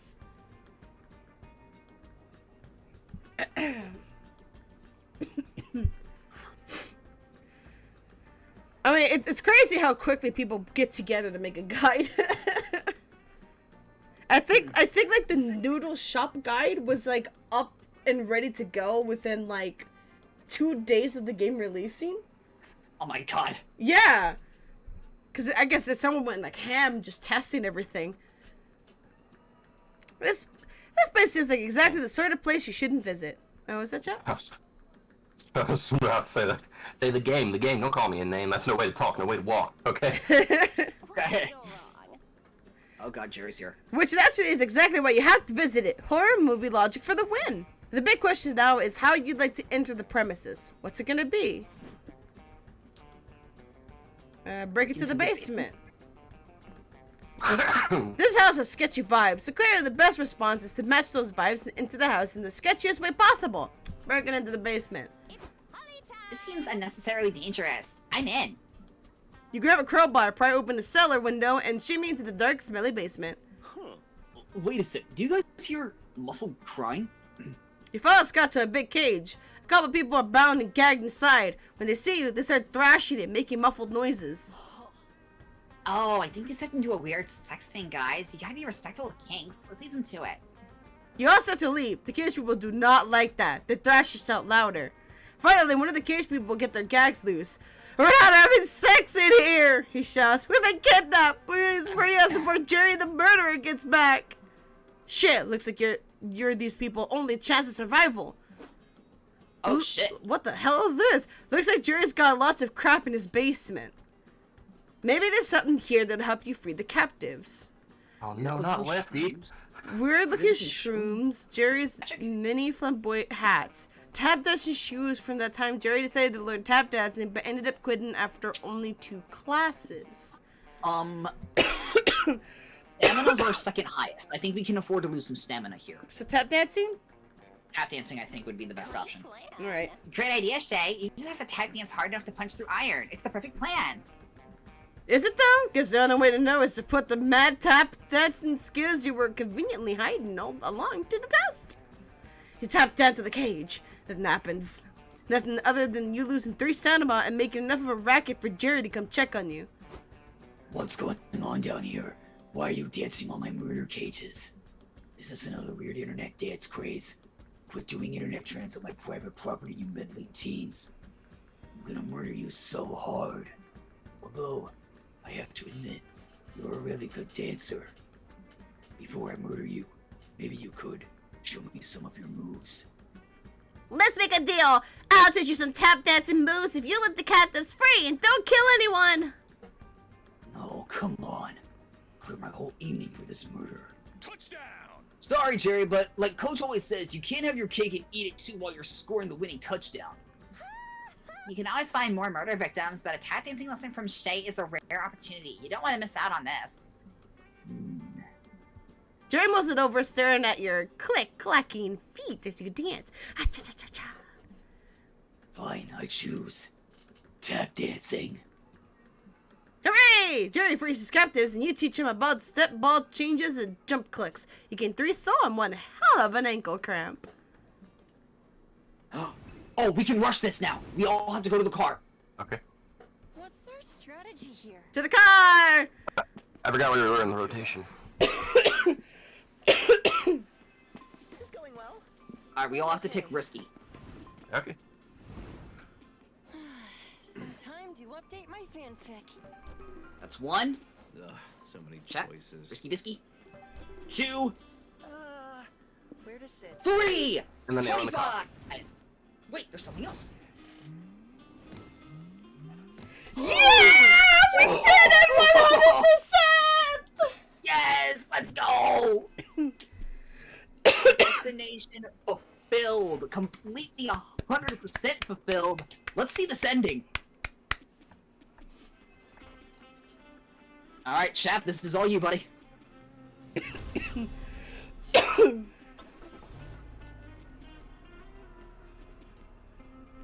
Oh boy, here we go. Road trip comes to an end. Welcome to the City of Vice. You indulge yourselves unapologetically. Gambling, parties, crimes, you name it. On the last night, you go all in. So much so that the next day you remember nothing. The hotel room is a mess. There's a ton of random hats, a katana, some fruit, a dragon heat body pillow, a bathtub with a bear. Dang. Whatever happened last night, it sure was something. When you check in with your friends, no one remembers what happened. It is there.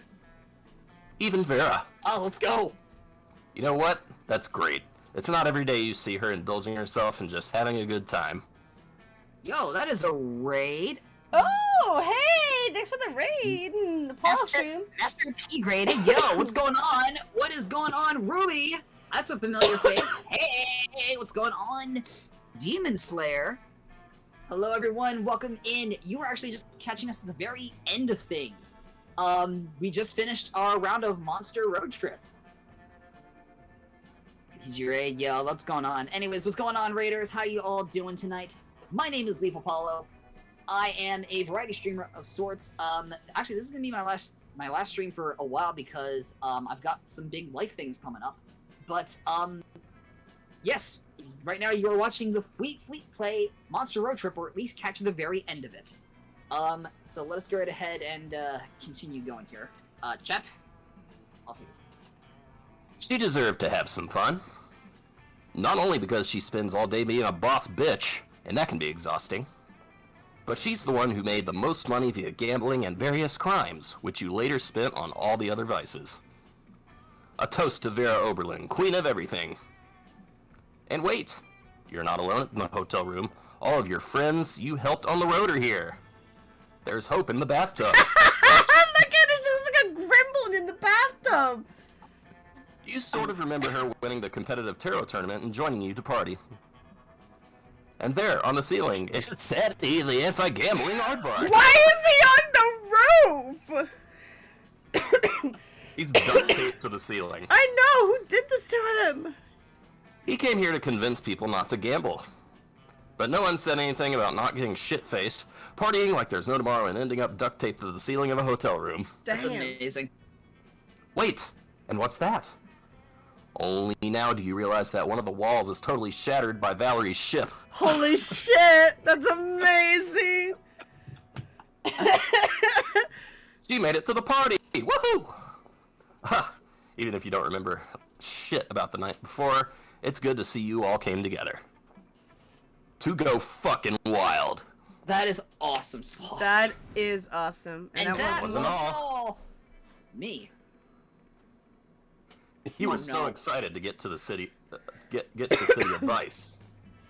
But the thing is, a couple stops ago, your friends made a silly mistake and took a stranger with them that they're convinced is you.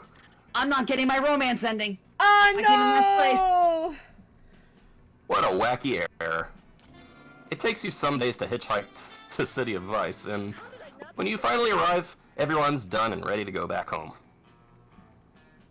If that wasn't enough, you must admit the new Leaf is way more charming and fun than you. Oh. Damn it! City of Vice, finally! You want to rush in and do a million different things, but Scott asks you to wait. You ask him if everything's okay.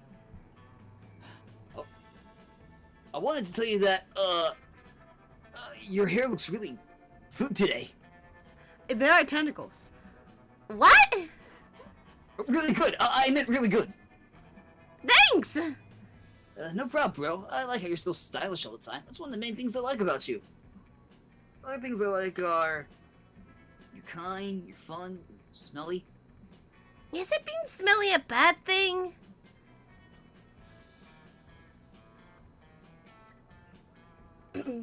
Oh, PG's your wife! Oh, shit! Well, Ruby, thank you so much for bringing you and your missus over here. That's super sweet of you, man. Thanks. I also have the same issue. That I can't sign in for some reason. I have the same exact issue. Not at all. You smell a lot, and I really like the strong smell you have all the time. Is this game fun? Demon Slayer, this game is a lot of fun, especially with friends. Oh, definitely with friends. Friends with pipes. Yeah.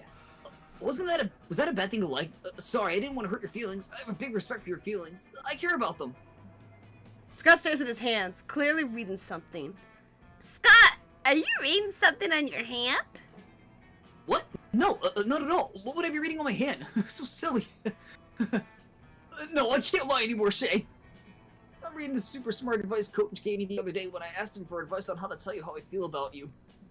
It was such smart advice, bro, but it's really hard to read and I messed it up. Dang, I'm a dum-dum. Oh, you're so cute. Oh, you're not dumb. I think you're adorable and kind and considerate.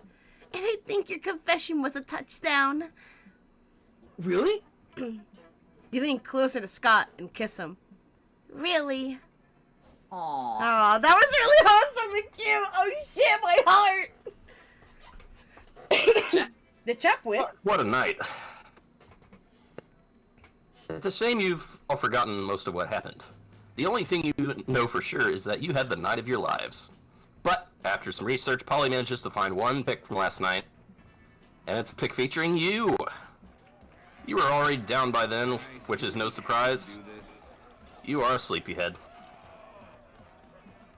It seems someone tried to stack as many hats on you as possible. And you were able to endure a lot of hats. So technically speaking, you became the coolest cat around, in your sleep. Wow. Although your memory is blurry, one thing's for sure, you rocked hard. Damn. Dang, truly was a night to remember, even if you technically can't remember it. At least I got the werewolf of my dreams, dude. Oh no, I did No, win. Shay won. I won by 1, but I got the romance ending, and you know what? I'm happy with that ending because Scott's super cute. He may not be the sharpest tool in the shed, but who cares? He's super cute, and he does things with his full heart, and that's what matters. Yeah. We got the full-fledged soul ending. Holy shit. We 100%ed the soul ending. So that means, we gotta spin the wheel next time we do this and figure out what other ending we're gonna do. So, Yeah. we did magic. We did, we checked out the romance part of magic, but we never did the storyline for magic. Right. And then we 100%ed soul. So, who knows what ending we'll get next?